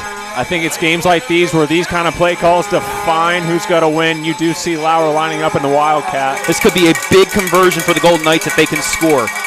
Lauer gets the keeper, moves in, and he is in. 2-point conversion, good. Northmoor takes an 8-point lead. And who do you think it is? It's Max Lauer. 4th successful conversion on the year. Huge momentum boost for Northmoor. That could be a defining moment in this ballgame. And an 8-point lead now, so Northmoor, with that defense too. East Knox scores, they have to, they've shown they can stop in goal line situations, so that is huge for the rest of this one as we have an injury on the field, so we will, while that's being looked at, take a moment to thank our sponsors. Tonight's high school football broadcast is brought to you live and free on the OH Report thanks to our generous sponsors. Morrow County Hospital. Don't wait to get sick. Put your health first. Visit morrowcountyhospital.com for your online appointment. Hot Shot Secret protective fuel and oil additives from your diesel experts. Get 10% off your first order at hotshotsecret.com. J&F Construction, building your future today. Design yours at jfconstruction.com. And Park National Bank, whether you need a banker or prefer to do it yourself, Park has an app for you. I want to thank Morrow County Hospital as well. They were our halftime sponsor as well as our scoreboard sponsor.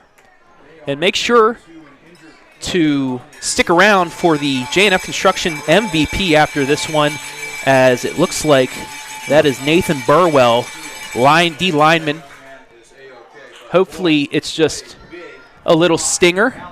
Yeah, glad but he is walking off gingerly with a little bit of a help from his coaches. So maybe an ankle or something like that, but hopefully it's not severe and he can get back into it. So after Hayden, I know you're excited to get back into this, but after the penalty negated a big run from Max Lauer, Cortez says, I'll just keep it. I'll do it myself. And the way that he scored there, it has to be a Play of the Week nominee, don't you think? Oh, certainly. Putting that up there compared to some of the other plays that we have on our top plays, I think that's one that could be a potential winner, definitely a nominee. In this matchup of 6-0 versus 5-1, no other matchup in North Central Ohio has teams like this tonight. The game of the week here in North Central Ohio. Kickoff taken at the 10 across the 15-20 and up to about the 24-yard line. This time Bonham got ahead of steam on it and is able to return it to the 24. And that's where East Knox will start 1st and 10 after an unsuccessful first possession. A little tough break with the Bonham return. And we were on the field earlier. It's a cushiony surface. It's a good surface for running. But if you're going backwards, it will trip you up. Yeah, it's some of the softest and cushiest turf I've ever stepped on, but yeah, it digs into your cleat digs into it a little bit like real grass, so you've got to be careful. And this man has played at Akron Infocision Field in a state Final Four, so he knows turf when he talks about it. High snap, Lester able to get it. He's going to keep it. Gets across the 25 and gets into 3 tacklers at the 30.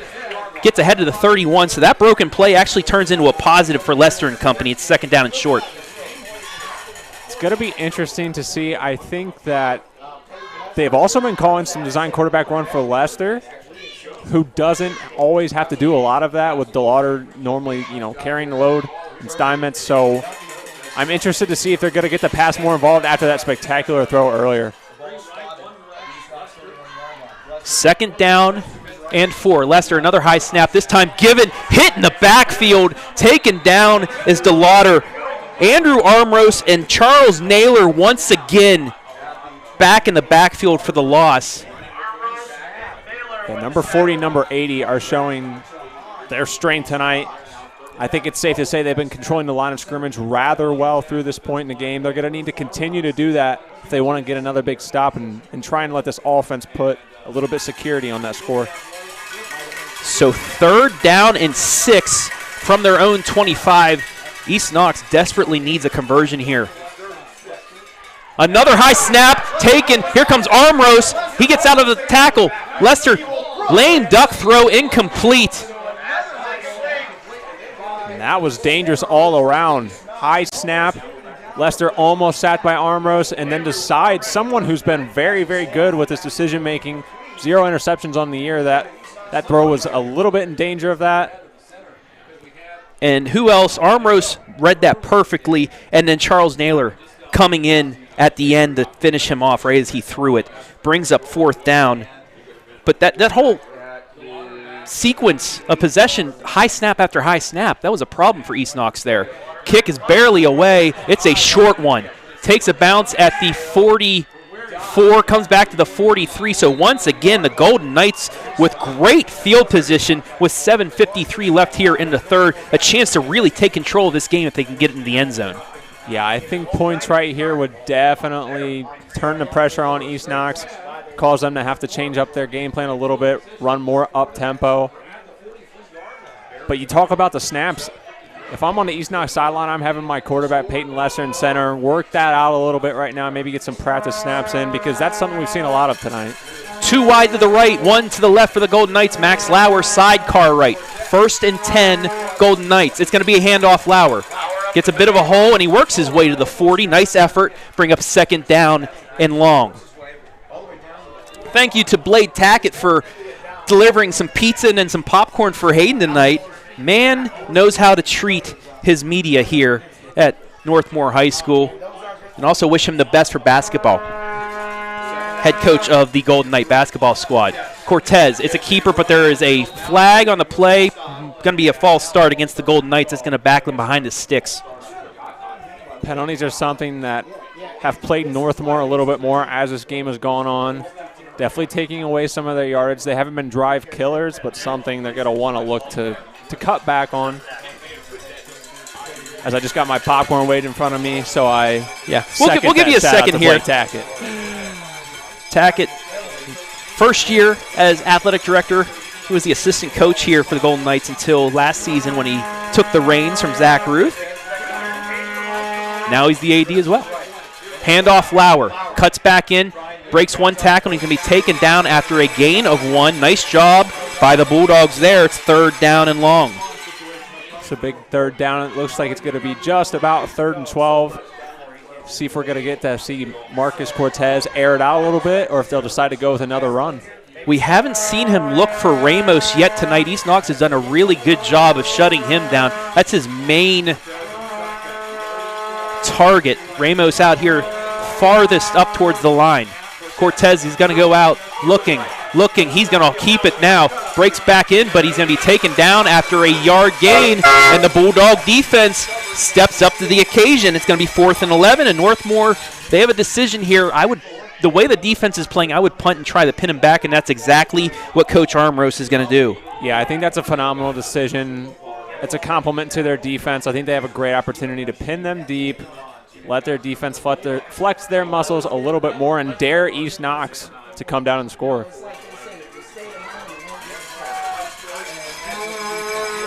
Miller back to kick this away. And he does. It's a booming kick. Takes a bounce at the 15, inside the 10. Rolls now down towards the 5. It's going to be picked up. It's going to stop at the 5-yard line. What a punt by Gavin Miller. And Pat McAfee would be happy of that one. That's a kick for the brand, folks. Yeah, that's exactly what you're looking for. As a punter, you come in with a big task like that. I'm sure it's very difficult to do, and he executed perfectly. Very tough field position here for East Knox yet again. So for the second time here in the 3rd quarter, East Knox is going to start from their own 5, 1st and 10, trailing by 8. So if they can get something going here, they can get some momentum back. They're not out of this by far. And you know, with this offense, they have a chance to make a big play at any time. Handoff, left side, and Knepp is going to get 2, maybe 3 yards out of that. Yeah, he'll get 3. It'll be 2nd down and 7. Definitely not in a position to write off East Knox in any way. As you said, their offense can explode on you quick. 2 of the best teams in the KMAC and their regions, East Knox and D7, Region 27. They're 4th right now. Northmoor, D6 Region 23, they're 5th. Whoever gets the win here is going to get huge playoff points and most likely clinch at least a home playoff game in round 1. DeLauder met at the line of scrimmage. They're going to give him 1, but now it's going to be 3rd down and long for the Bulldogs. And I just see a mentality tonight from this Northmore team. They are hungry, getting to be down on the field for their walkthrough earlier. You could tell there was definitely a sense of seriousness. They were all business. They know what's on the line tonight, and I think they would really like to have that home playoff week 1 of the playoffs. They're going to say it was actually no gain, so 3rd and 7 for East Knox. 3 wide to the right, 1 to the left. DeLauder, sidecar left to Lester. Snaps over his head. He gets it, throws it away, and there's nobody there. Do we get? No flag. There's no flag. Armros pleading the case here. They're going to say incomplete. Nonetheless, they're going to have to punt here, but Northmoor would like the 2-point conversion. Now the refs are talking. And there's the flag. And Armros shaking his arms up and down. Nobody was in the vicinity of the ball there.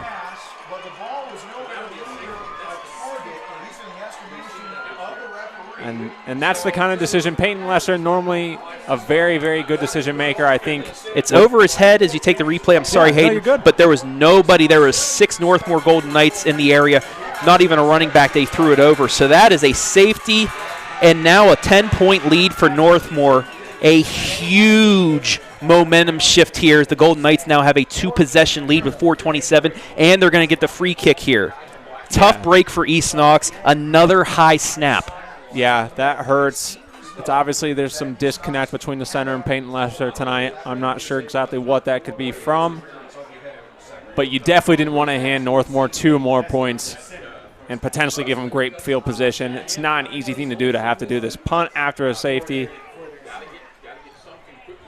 Well, while we await the free kick, some more comments. Dragon, go Knights. Briston Yeater, go Knights. Derek Crawford, go Peyton. Nice pass. That was a really nice pass to end the half. Dragon, come on, 24D up. John Tucker, let's go Dogs. Dropping dimes. Yes, he was. Elizabeth Paz, Derek, love the Dogs. Awesome call, Coach Reese. That was a gutsy call and a really good one. Kaylin Knight, let's go East Knox. Dragon, turn off your alarm clock. That's the horn. It's not our alarm clock, but I appreciate the joke there. Free kick taken by Lauer at the 34, across midfield. Still breaking some tackles, and Northmore once again going to start at the East Knox 42-yard line. That's where they will start 1st and 10 with 4:20 left. Back to our comments because we love you guys out there. Ashley Fowler, love the horns and bells. Way to show your spirit. East Knox fans, keep it up. Weston Mielek, Shane Knepp, and Peyton Lester are going crazy. They are, man. If only you were here to play in this game as well, because you really balled out last year. Randy Brewer, thank you, OH.REPORT. Go Knights. Well, thank you for watching, Randy. Mellow Meadows, LOL about the horn. I love it. Abby Marie, love the horns and the bells. Chelsea Mazzari, come on Bulldogs. Elizabeth Paz Derek, love me some air horns. Snap back. Lauer stops for a second, gets across the 40 down to the 38. Give him 3 yards. They'll bring up 2nd down and 7. 59 yards carrying now for Lauer, 110 for Cortez. So they're getting the run game going, Hayden. Yeah, big night for Cortez. Shared the love with Lauer tonight. It's nice to see a team that can be balanced like that and not have to just depend on one of them to get it done. Cortez getting the call from Armros. Shane Knepp changing up the defense for East Knox. One-on-one matchup over here with Ramos, but it's going to be a keeper by Cortez. He has a hole across the 35 and leans down to the 34-yard line. So that's going to be a gain of 4 and bring up 3rd down and short for the Golden Knights, and you got to think this is where Max Lauer is going to take it.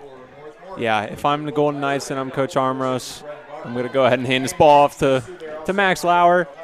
I think it's not even safe to say he has a 2nd, 3rd, 4th gear. Handoff Lauer, and he's going to have enough of the 1st down and more. Breaks a tackle, and he gets down to the 25-yard line, the 26. That's good enough for a Northmore 1st down. You see it takes 4 East Knox defenders just to get him down. If that speaks volumes to this guy's strength. And if you're East Knox, with now under 3 minutes to go in the 3rd quarter, this is one of those situations where this is a must stop. 8-yard gain for Lauer.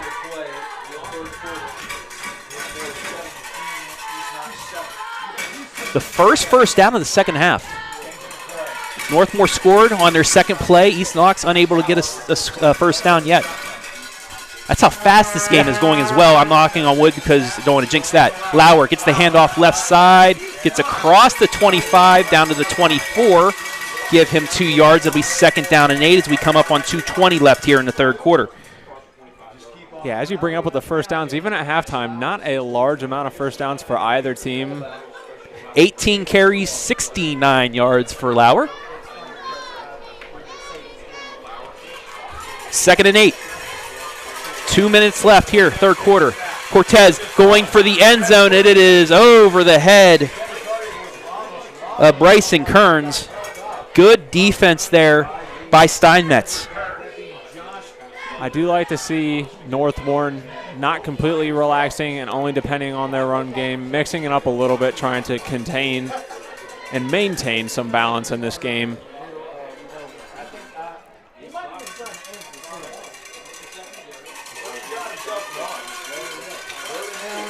Hand off to Lauer. Lauer fighting his way. He's still up down to the 15. That's close enough for a 1st down. Does he have it? He does.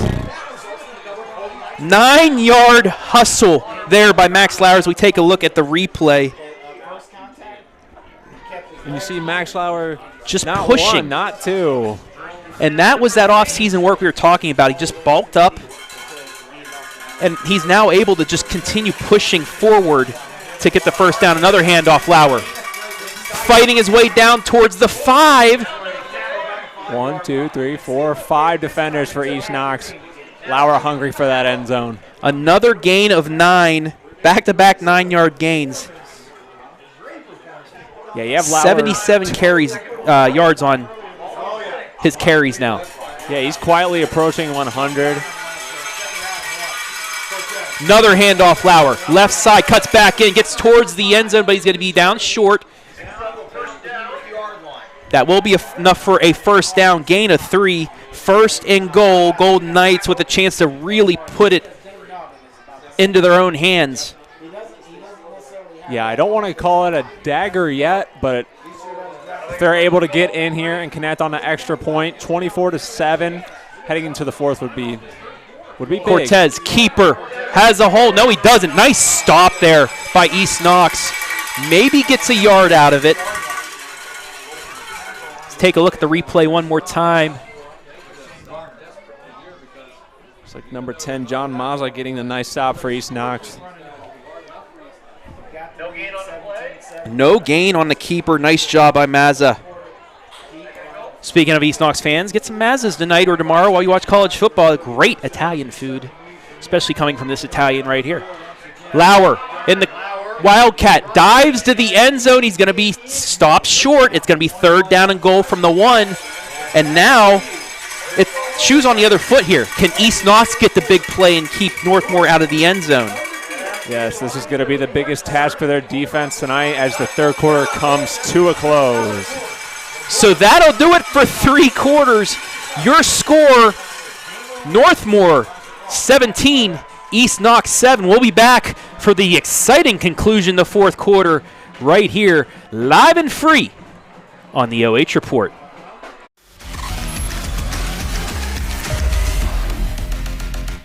You want top joint replacement surgery. Knox Community Hospital delivers with 3 fellowship-trained surgeons and coveted national rankings for 4 years running, all to help you beat the pain and heal faster. At Knox Community Hospital, we're elevating care. Lender, craftsman, dog dead. We're more than our job titles, and you're more than an account number. The personal attention we provide comes from a promise to serve you with respect and compassion. By being responsive to your questions and taking time to understand your needs and goals, we give you more than just a place to bank. That's the more you can expect from Park National Bank. Find John or a banker near you at parknationalbank.com. Park National Bank, where you mean more.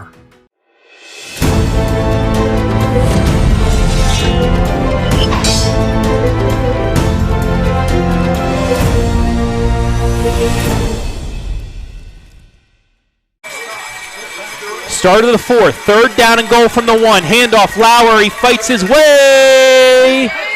He is in, touchdown, Golden Knights. Max Lauer fights in from a yard out. And that's huge. His effort right there, you really saw it. You saw him and Cortez bump into a little bit on the exchange. Max Lauer able to keep the legs going and ensure that he puts his team ahead. 23-7 Golden Knights here with 11:56 left in the contest.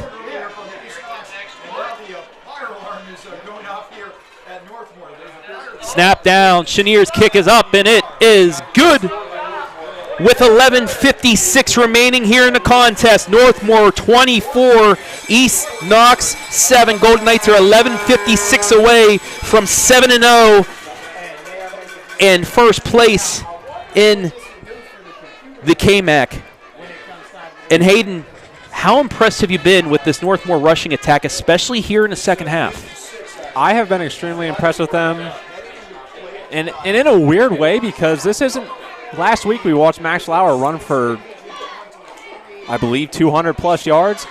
While he's not at that yardage tonight, I think the decisions and the ability to see the field between Lauer and Cortez both on the ground tonight has just really been a testament to their preparation for this game and the way they watched film and knew where they were going to be able to hit those gaps against East Knox. Well, also it's a testament to Cortez. He now has 14 carries for 114 yards and a touchdown. They only had just over 100 yards at the half. They've doubled that here in a quarter. Yeah, whatever was said in the locker room at half definitely fired them up even more, wanted to get this win even more, and they're showing that here in the third quarter. So Chenier ready to kick it away, and he does. That's going to move Knepp back to the 9-yard line. He'll take it across the 10, 15, stops, and he's going to be surrounded and swarmed at the 20. So Knepp and company will start 1st and 10 from the 20, needing a score and a score quick. They're down 17 points. Yeah, Peyton Lester and this East Knox Bulldog offense are going to need to move with some urgency. You want to get some success, though. You want to sustain this drive, but they're going to need to move a little bit quicker, down 17 with just under 12 minutes to go.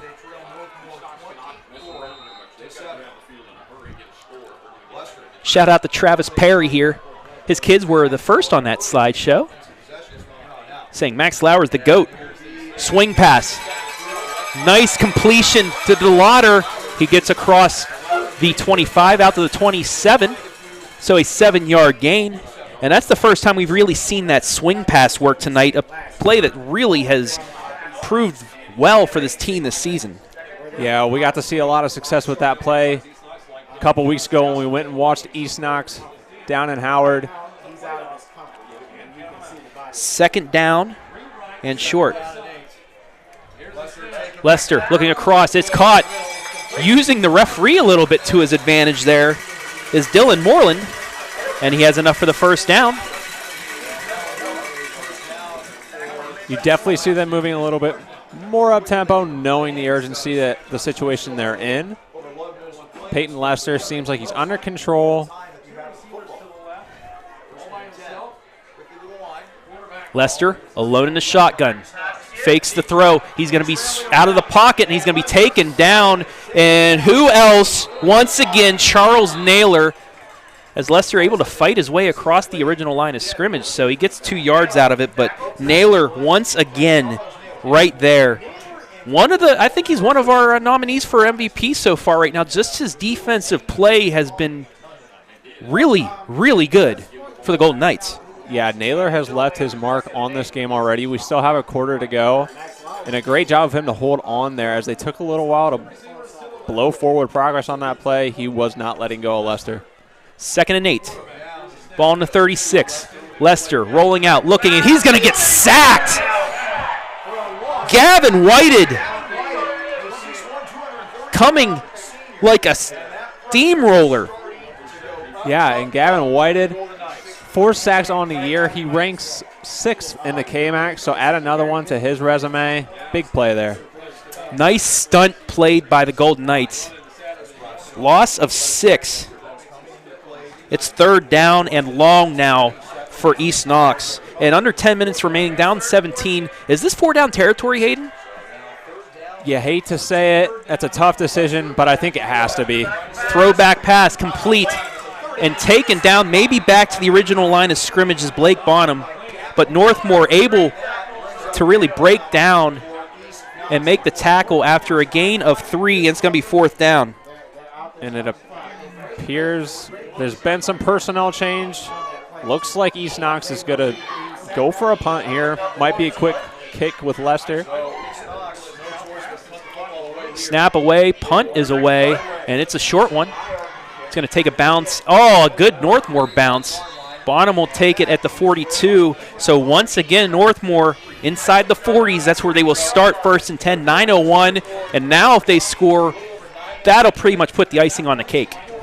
Yeah, a score here would definitely write the story. Even if East Knox was able to come back down, make it 31-14, I don't see the score changing very much from that if they're able to come back down and score. So I don't know if they'll live to regret that call not going for it, but we'll find out. Teresa Murphy on Facebook, way to go, Marcus Cortez. Diana Workman, heck yeah, I love it. Teresa Murphy, way to go, Knights. Melissa Riedel. Great band halftime shows. Let's go Knights, second half. I wish it was a little bit louder, but they're facing the other way, so we apologize for it, but we hope you were able to hear it. Cortez on the keeper gets to the 45. We'll see if they give him that yardage, and they will. So they'll give him 2 yards, and it'll bring up 2nd down and 8 for the Golden Knights. He's up to 116 yards on the ground. Yeah, and if you're Northmore here, it's already been successful on the night. I don't think you're looking to do much more than to keep this clock rolling, use Cortez and Lauer, keep that push going with the offensive line, and run some of this clock down, making it even more difficult for East Knox. Chloe Crawford, let's go Bulldogs. Caden Lester, let's go Dogs. Paige Perry, let's go Knights. Travis Perry, already said it. Max Lauer is the GOAT. Brooke Hoffman, let's go Knights. Snap back, and there is Max Lauer. And he's going to be hit, leans forward, gets maybe a yard, so it'll be 3rd down and long, but that was a nice job by the interior line of East Knox to limit that gain. Yeah, East Knox definitely not giving up, not worried about the score right now because they're still playing like it's the first snap of this game. Got some good size up front, so they need to continue to get penetration, possibly stop Northmor here on this 3rd down. Under 8 to play. Northmoor taking their time. Still 12 seconds on the play clock, down to 10. Now they'll finally get their play in. Under 7:40 left here in the game. Northmoor looking to go 7-0. Handoff, Lauer hitting the backfield. He'll get back to the line of scrimmage. So East Knox, it looks like the decision to punt worked. After the gain of 1, they'll get the ball back. Yeah, nice job by Coach putting trust in your defense, showing that he has faith that they can go out, get the job done, not have to give Northmore that really great territory had they gone for it on that 4th down. Caden Sloan in there for the tackle. 4th and 7, so the Golden Knights and Gavin Miller back to punt.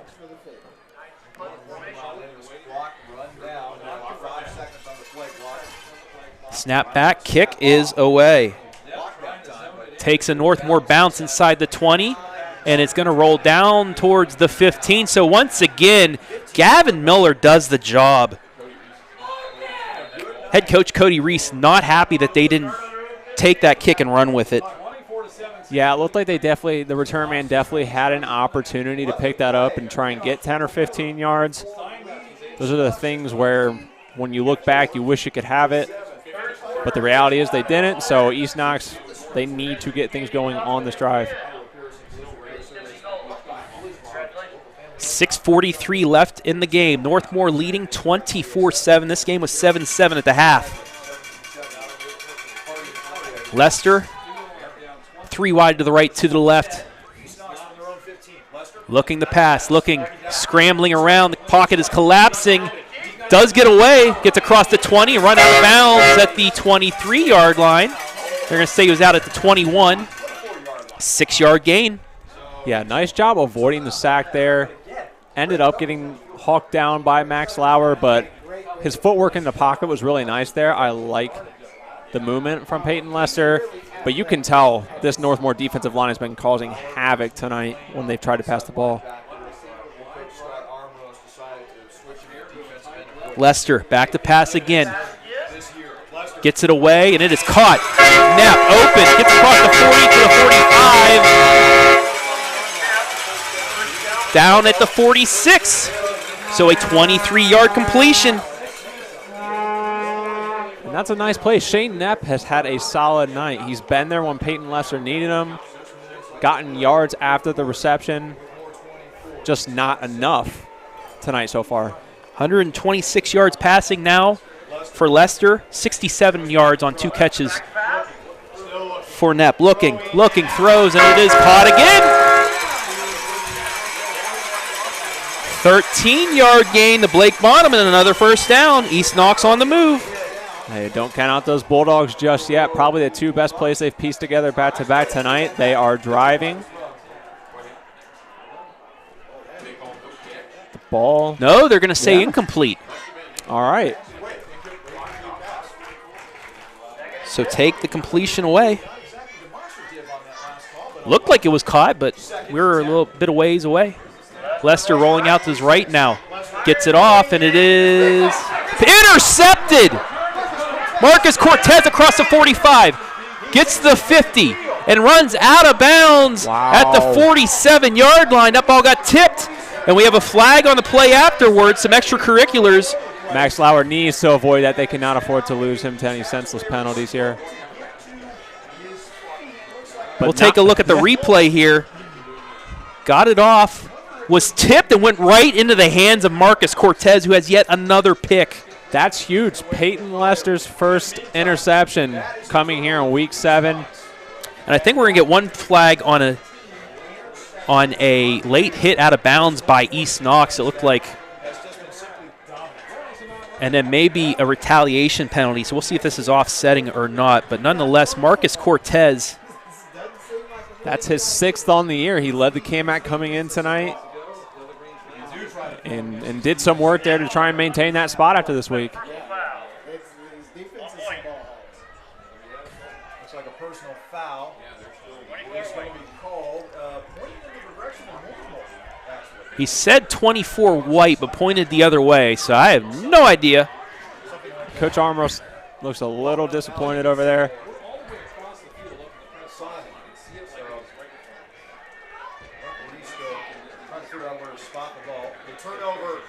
So it is against East Knox, I believe. Now they're backing Northmoor up, so are they offsetting? Yeah, we haven't got much of a Somebody help us clarification out here yet from our lead official. Here we go.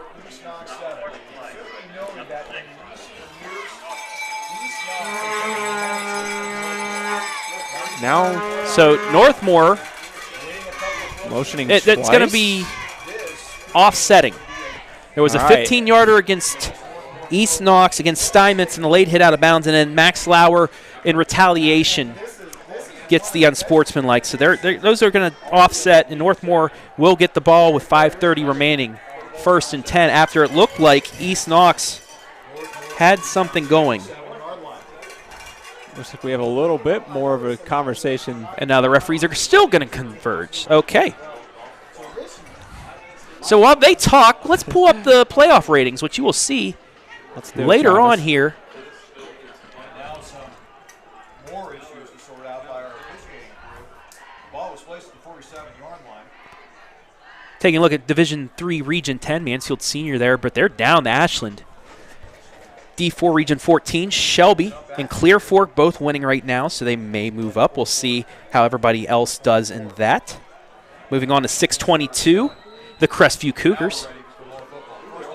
Number 2, Colonel Crawford there as well. Cortez hands off to Lauer. Lauer across the 35, the 45, down to the 40, and down to the 37-yard line. It's going to be close to a first down. They'll give him 9. I think Max Lauer on the inside looking to get to triple digits rushing tonight. He's got to be close. He is actually 6 yards away from 100. 5 minutes left in the contest. 2nd and 1 from the East Knox 38-yard line. Golden Knights with a big interception there. After East Knox started driving, started getting a little momentum. It was a tough play, tipped, and right in the hands of Marcus Cortez, who takes the snap. And this is Nico Cristo.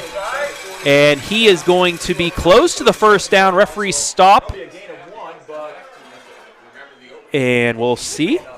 Does he have enough? He does not. But, you know, Nico Cristo is another guy we've seen in our time over here at Northmoor so far this season. Just another rusher that can make things happen for Northmoor, something they've had a nice gift of having 3 really solid rushers. 3rd down and 1 from the East Knox 37. Cortez, it's a pitch over to Lauer. Lauer cuts back. He has the first down and more. Across the 30, breaks a tackle and down to the 26-yard line. First down, Golden Knights, and Max Lauer continues to drag tacklers. Yeah, from the minute this game starts to 4 minutes left in the 4th quarter, Max Lauer's engine does not stop. He looks like play 1 all the way at this point in the game. 7-yard gain. He's over 100. 101 for the contest. First down, Northmoor now at the East Knox 27, and they can run more clock off. Yeah. 3:47 on the clock, 9 on the play clock.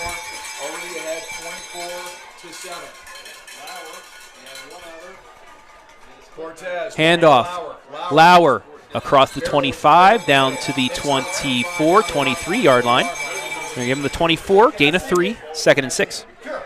And down to 3:27 and ticking It's a tough situation, but if East Knox wants any shot to make anything happen with what's left in this game, they've got 3 timeouts left. I'm not sure why they're not being used. We'll see. There's still, I mean, the deficit's so big that I don't, they have to maybe get a loss here and call 1 timeout, but we'll see. Yeah, it's a tough situation down 17. It's an impossible situation. You want to conserve them. You don't know what the right time is to use it. Hand off to Cristo, fighting his way down to the 20-yard line. Give him 4 yards. It's going to be 3rd down and 2. So Cristo getting his first carries of the game. 2 carries, 5 yards. And it's nice to have that another back that can come in, give Max Lauer a breather, or have him line up in the backfield with him. Just throws the defense on their toes a little bit more. Coming up on 2:25 left in the game. 3rd and 4, and it's almost to the point where a first down might end this. East Knox does have their timeouts, though. I think you're right, Travis. And that's going to be a false start on Northmor, so there's a break for the Bulldogs. It's going to temporarily stop the clock. And Northmore's been really the only ones on the receiving end of these penalties here in the second half. 4th penalty now, not counting the offsetting. 4th penalty for 30 yards. So now 3rd down and 9.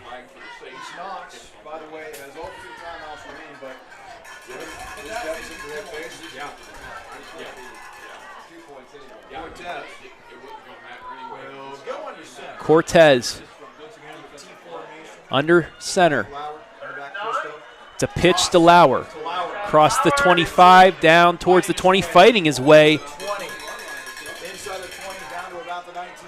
Down at the 19. Gain of 7. And it'll be 4th and short. Now, Travis, I suspect you think Northmore's just going to take another opportunity to maybe run the ball here, run the clock down, call a timeout. I would actually go. I'd just try. You're in that position where if you get first down, it's over. Game is over. If not, East Knox is down 17 with a minute left. Right. This is the play as you see Trenton Ramos over there, sideline. Max Lauer walking towards the sideline. 20 seconds on the play clock still. Now they're coming back over. 4th and 2. Handoff, Lauer, first down and more, down to the 10, and that, folks, should do it. Max Lauer, as he's done all night, 9-yard gain, Golden Knight first down, and he now has 120 yards rushing. You can begin to see some of the expression and emotion on these Northmoor Golden Knights' face. 2 years they've been shut out by East Knox. And knocking on the door of their first win here against them. 2 years ago, Battle of Undefeateds in Week 6, and East Knox just steamrolled Northmoor on its own turf on its way to a state Final Four appearance. Golden Knights, and then last year, 21-0. A down year for the Golden Knights as Cortez takes the knee. Best play in all of football. Folks, will do it unless Coach Reese calls timeout. He will not. And that'll do it. Northmoor improves to 7-0. It's them and Highland undefeated. They will meet. As you see, it's great to see the respect between these two teams. 2 high caliber, high class teams here in the KMAC. East Knox, don't sleep on them as well. It's their second loss, but they will make some noise in the KMAC. Northmoor stays undefeated. They win it 24-7. We're going to take a break and be back with our MVP and final stats right here, live and free on the OH Report.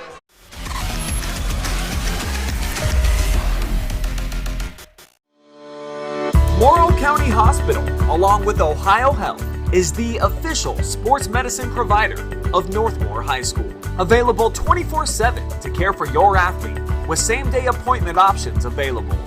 We keep your athletes healthy and in the game. Morrow County Hospital and Ohio Health are proud to partner with Northmoor High School to provide a healthier community, serving teams, parents, and all of Morrow County. Lender, Craftsman, Dog Dead. We're more than our job titles, and you're more than an account number. The personal attention we provide comes from a promise to serve you with respect and compassion. By being responsive to your questions and taking time to understand your needs and goals, we give you more than just a place to bank. That's the more you can expect from Park National Bank. Find John or a banker near you at parknationalbank.com. Park National Bank, where you mean more. You want top joint replacement surgery. Knox Community Hospital delivers with 3 fellowship-trained surgeons and coveted national rankings for 4 years running, all to help you beat the pain and heal faster. At Knox Community Hospital, we're elevating care.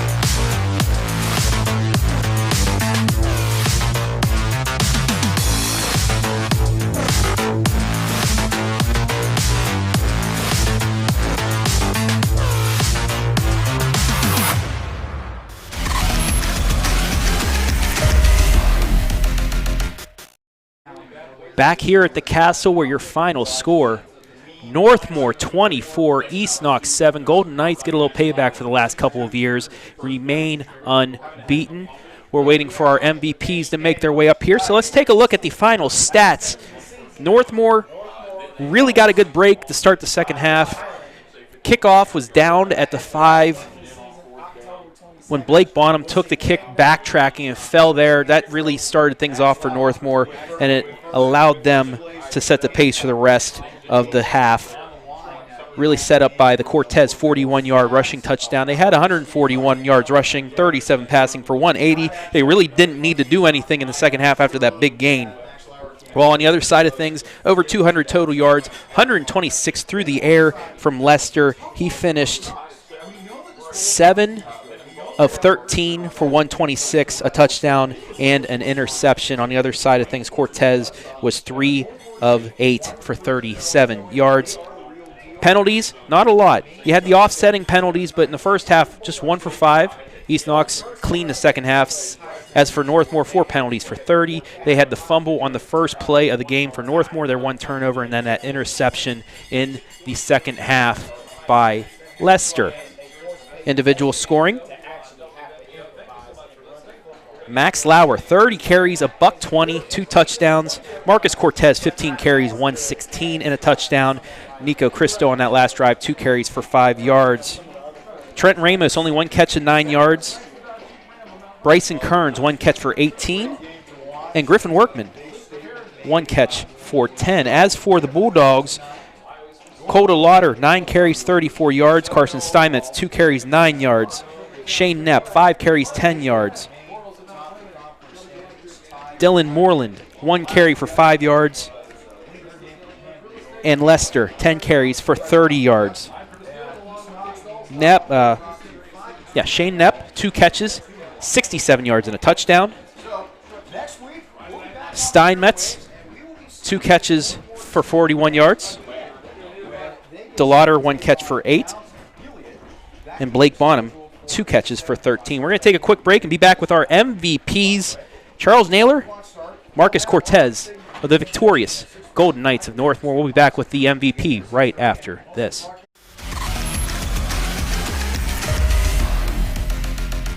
You want top joint replacement surgery. Knox Community Hospital delivers with 3 fellowship-trained surgeons and coveted national rankings for 4 years running, all to help you beat the pain and heal faster. At Knox Community Hospital, we're elevating care. Lender, craftsman, dog dead. We're more than our job titles, and you're more than an account number. The personal attention we provide comes from a promise to serve you with respect and compassion. By being responsive to your questions and taking time to understand your needs and goals, we give you more than just a place to bank. That's the more you can expect from Park National Bank. Find John or a banker near you at parknationalbank.com. Park National Bank, where you mean more.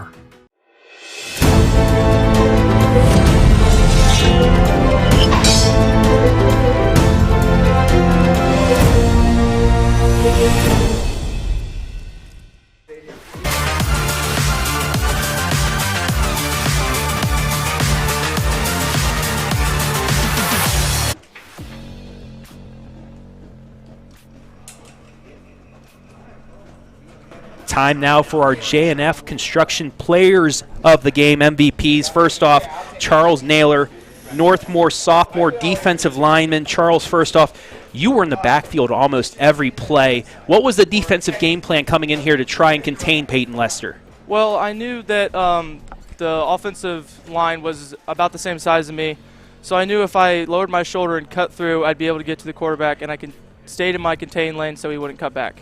And you, along with Andrew Armros, Max Lauer, you guys got a lot of pressure on him. Just what were you guys able to do on the line to get through? Well, in past weeks, there's been some big offensive linemen, and they've been hard to get past. But we knew coming into this week that the line was a little bit smaller, and so we knew that if we just used our pass rush moves and swatting the hands down, that we'd be able to get past them. East Knox, this is a team 2 years ago, your 8th grade year. They came in here, you guys were undefeated. They really ran you out of your own stadium. And then last year, the tough 21-0 loss. Yeah. How nice is it to get this win tonight against a 5-1 squad to remain unbeaten and be at the top of the KMAC? Oh, it feels amazing. I'm so glad I had this opportunity to play on varsity as a freshman, and I just can't wait to see what else we can do.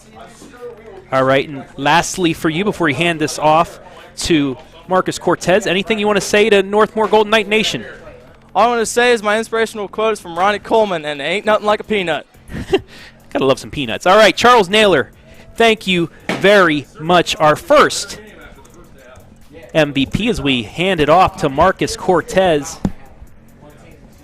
Go get Coach Ramos. Marcus, congratulations, sir. Great victory for you guys tonight. Just take me through the offensive game plan. I mean, you guys are a running team. You have Max Lauer, but yourself, you really showed out tonight, getting a couple quarterback keepers for big gains in that major touchdown pass, or that touchdown run you had to start the second half. Just take me through your play tonight. All week we just say we're going to do the same thing every day, or every game, every time. We're just going to execute, and that's what we did. Our offensive line, they created holes tonight. You fall in the holes and you just go, and that's what we did. First quarter, you guys get the big touchdown after stopping them, and you fumbled the ball first time, you fumbled it away, but your defense really picked you up, and then you led a really productive touchdown drive. Just what was your mindset, after the fumble and just trying to get back in there and leading your team down the field? Yeah, of course. Right when I fumbled, I was like, "Wow, that's a big game changer." But then defense stepped up, and you put that play behind you, and you just keep moving forward, and that's what we did. East Knox, right before the half, the big touchdown pass on fourth down. It seemed like you guys were going to have the momentum going into the break. What did Coach Armrose tell you guys at the break to calm you guys down and get you back out here to play, a great second half? Well, we know every week is the plan to stop them to 0, but sometimes that's not going to happen. And, Lester came out, rolled out, beautiful pass. We went in 7-7, and Coach Armrose said it's 0-0. So we came out, played 0-0, and we just showed out. You guys, you're 7-0. You finally beat East Knox. I know you were a part of that team 2 years ago in the Battle of Undefeateds, where they knocked you guys off and then went to a state Final Four. You guys kind of have that same feel. This is a big win for you guys. You're going to get a lot of playoff points moving to the top 4. But what can a win like this do for you guys to the end of the season? You're still right there with Highland. You still have a chance for a KMAC championship, but you have the ability to do more than just that. We just take it 1 week at a time. Every week is no bigger than the week after or the week before, and that's what we do. All right, and lastly, if you want to give a shout-out to Northmore Nation, go ahead, look into the camera, and give a shout-out to anybody you want. Thank you, Northmore Nation, for just bringing energy every game, and keep bringing it. All right, Marcus Cortez, you alongside Charles Naylor, our JNF Construction Players of the Game. Congratulations. We're going to take a break and hopefully be back with Coach Scott Armrose right after this. You're watching high school football live and free on the OH Report.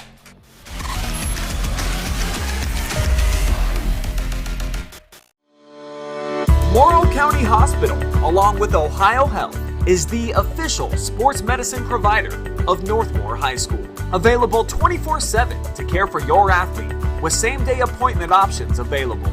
We keep your athletes healthy and in the game.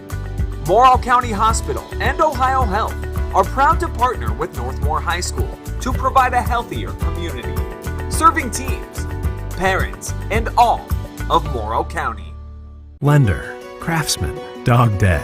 We're more than our job titles, and you're more than an account number. The personal attention we provide comes from a promise to serve you with respect and compassion. By being responsive to your questions and taking time to understand your needs and goals, we give you more than just a place to bank. That's the more you can expect from Park National Bank. Find John or a banker near you at parknationalbank.com. Park National Bank, where you mean more. You want top joint replacement surgery. Knox Community Hospital delivers with 3 fellowship-trained surgeons and coveted national rankings for 4 years running, all to help you beat the pain and heal faster. At Knox Community Hospital, we're elevating care.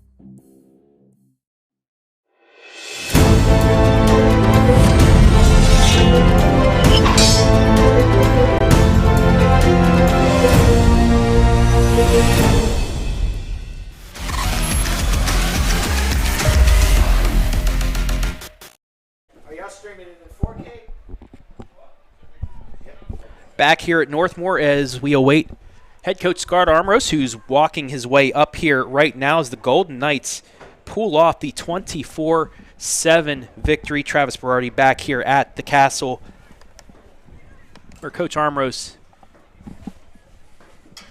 making his way over here, but what a game by the Golden Knights.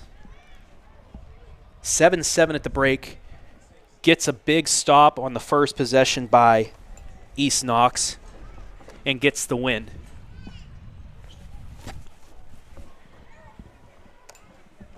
As we get set up with head coach Scott Armros here. Go ahead and put that on if you want to take a step back, just so. There we go. Coach, what a second half performance for you guys. What a whole game. Other than the one play, you guys go up 7-0. You recovered from the fumble. Your defense really picked up Marcus. Get the ball back, drive down, score.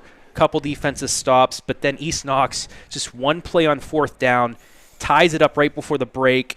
Could have been, a backbreaker for any other teams. And we talked about this before. Maybe in a game last year that would hurt you guys. But no, this is a team that's a veteran squad, comes back out, and you really take care of the second half. Just your thoughts on the game, Coach. Well, that was our defense did a phenomenal job tonight, and you can do everything right. And we got a kid like Lester playing quarterback, and you make a great throw and a great catch. There's not a whole lot you can do about that. That was a great throw, a great catch, and a good play for them. But other than that, our defensive line dominated up front again, like we knew we needed them to do, and we did a good job on the back end. And that's why not only Marcus was our player of the game, but Charles was too, because it seemed like every play he was in there. Andrew was in there. Max was in there. You guys really dominated the trenches, and that was one of our keys to the game, was dominate the trenches on the offensive and defensive end, and you really pressured Lester tonight. Yeah, we did a great job of pressuring him, and in the second half, Charles got a lot of double teams, and that opened things up for Gavin Whited to get in there a little bit too. So pressure all night, and that's been the key for us all season long. We're not playing man coverage. We're sitting back in zone and pressuring up front, and just trying to hope that the quarterback makes mistakes. How big was the play where, it was an unlucky break, but Bonham falling at the 5-yard line to start that off. It pinned them back at their 5, really backed them up, couldn't let them get into, I guess, the script that they wanted for the second half. Just how important was that unlucky break for them and for you guys to, have them backed up in a place where you love to have the offenses as a defensive squad back in their own zone? And it wasn't just that play. It was our kickoff team all night, which, by the way, hurt us last week, and it was a point of focus this week. Get better on the kickoff team. We worked hard on that, and field position was in our favor most of the night because of our kickoff team's coverage. And Caleb had that leg working the night, Chenier, and was booting that ball deep. We did a nice job covering. And punting as well. Gavin Miller pinned them back multiple times in that fourth quarter. It just seemed like everything was going right for you when 2 years ago everything was going wrong for you on this turf. Kind of gave it back to East Knox tonight. I know it's been tough playing the last 2 years and the tough losses that you had, but this got to feel pretty darn good knocking off East Knox to remain undefeated. It feels good winning any game when you're 6-0 especially. And, when you take care of things early in the season, you set up big games in October. So we've done that for ourselves. They're all big games now. It puts you 7-0. You're in the top 4. You're right now, if the playoffs were to start, you get 2 more games here at the Castle. But you still have some games to take care of. You have Mount Gilead, you have Centerburg, and then you have the leading rusher in the area, Dane Nauman, coming here, and what's going to be a battle of rushing teams in Week 10. But first off, let's look at Mount Gilead. That's a rivalry game right down the road from you guys. What do you need to do to take care of them? Because they have a passing offense. They do. They have a great passing offense, and the game plan is going to be the same. We're going to pressure up front. And we have to dominate the line of scrimmage on both sides of the ball. These Morrow County games are special, and you throw the records out the window, and they're going to be a fight. The last few years, you were undefeated, fell to Highland in the final game of the season. Then 2 years ago, the East Knox was your lone loss. What have you learned from those seasons coming into this one where you have an opportunity once again to win a KMAC championship? Now, really what we learned is that the work is done in June and July, and that's what we had to do. And we knew coming back from a 2-8 season that we were going to have to get better. We're going to have to gain some ground. And our kids bought in and worked really hard, and that hard work shows right now. When we're able to control a game in the second half like we did tonight, that's because we're in good shape. And we are in a really good shape tonight, and we took control. And final 2 things. That tells for Max Lauer, it seems like he's really bulked up in the offseason, not only from playing baseball and basketball, but he really worked on his trade. And Last year, there's some tackles that he wouldn't be able to break, but tonight and even last week, he's just been dominating just because, like you said, working the offseason's got him set up for this run. Absolutely. His offseason was fantastic. He got himself a lot stronger and a lot faster. He's a lot leaner. But not just that. He's a football player now. He was an athlete. Now he's a football player. He sees things better. He sees the whole better. He knows when to cut and where to cut. So he's become a complete football player. And finally, what an atmosphere tonight. You had a great atmosphere for homecoming last week. Stands were packed, people along the fences, but tonight, it was on both sides. You had the horns over here that were, blowing up our ears and stuff like that. But, what a great atmosphere to get such a big win for you guys. Especially coming off of last season where we just couldn't get an atmosphere like that. It's extra special to have all these fans behind us and to hear them backing us and see how much support we get in the community. We have a fantastic community here at Northmoor. And anything else you want to say to Northmoor community right now? I mean, I'll give you the mic. Say whatever you need. Hey, we appreciate all your support. Thanks for all you do. All right, head coach Scott Armros of the victorious 7-0 Northmoor Golden Knights. I know you're going to go back to the house with everybody, have a little party, and start getting ready, reviewing game film for next week. But enjoy this, Coach. Well, congratulations. Thank you. We will. Thank you. All right, Thanks, we're going to take one final break and then wrap things up right here, live and free on the OH Report.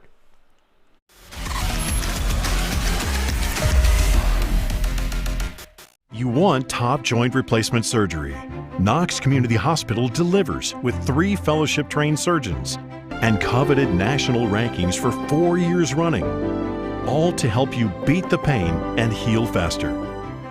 At Knox Community Hospital, we're elevating care. Lender, craftsman, dog dead. We're more than our job titles, and you're more than an account number. The personal attention we provide comes from a promise to serve you with respect and compassion. By being responsive to your questions and taking time to understand your needs and goals, we give you more than just a place to bank. That's the more you can expect from Park National Bank. Find John or a banker near you at parknationalbank.com. Park National Bank, where you mean more.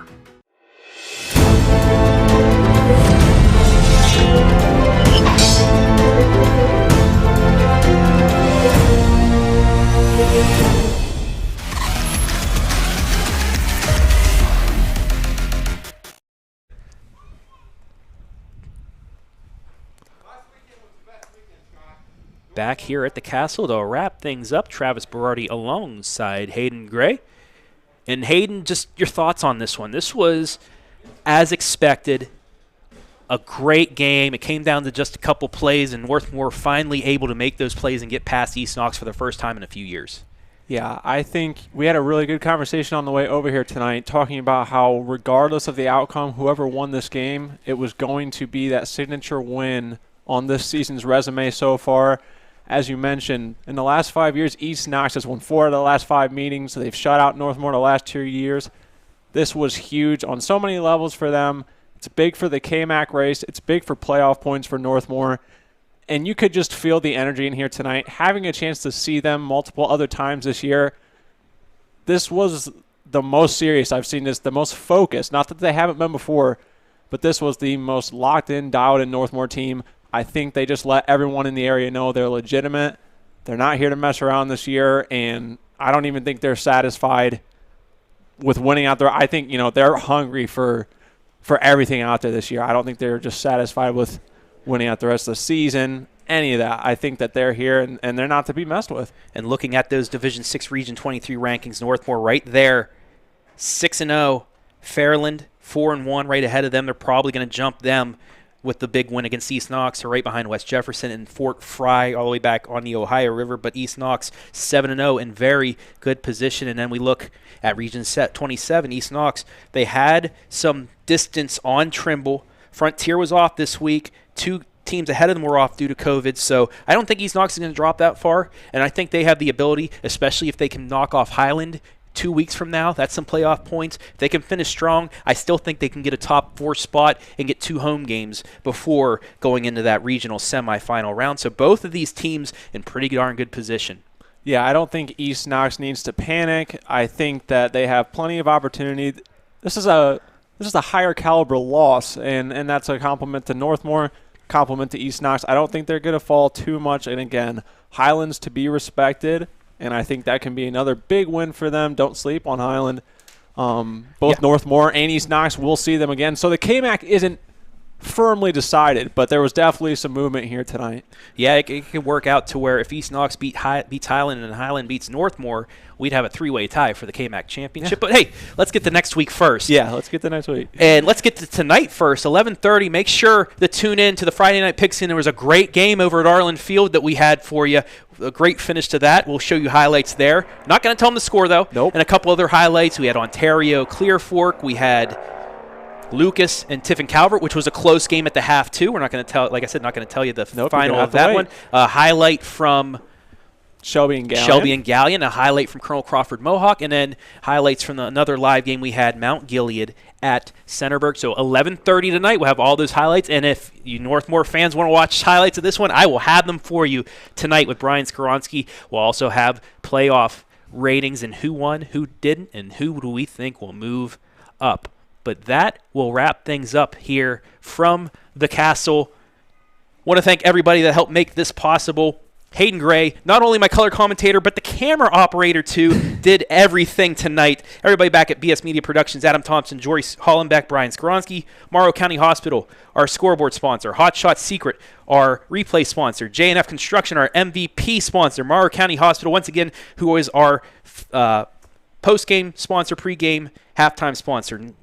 Knox Community Hospital, commercial sponsor. Park National Bank, a commercial sponsor. And hey, one more shout out to Morrow County Hospital. They were a commercial sponsor as well. I want to thank Blade Tackett and the folks at Northmoor for allowing us to be here tonight live and free. And most importantly, we want to thank you, the fans, for watching this one. Yes, shout out to my family and shout out to the OH Report family as well. Look at that, Hayden, and he almost fell over the chair. He was so excited there. But that'll wrap things up. Your final score one more time. Northmoor 24, East Knox 7. Golden Knights move to 7-0. But for now, we'll say so long from the Castle.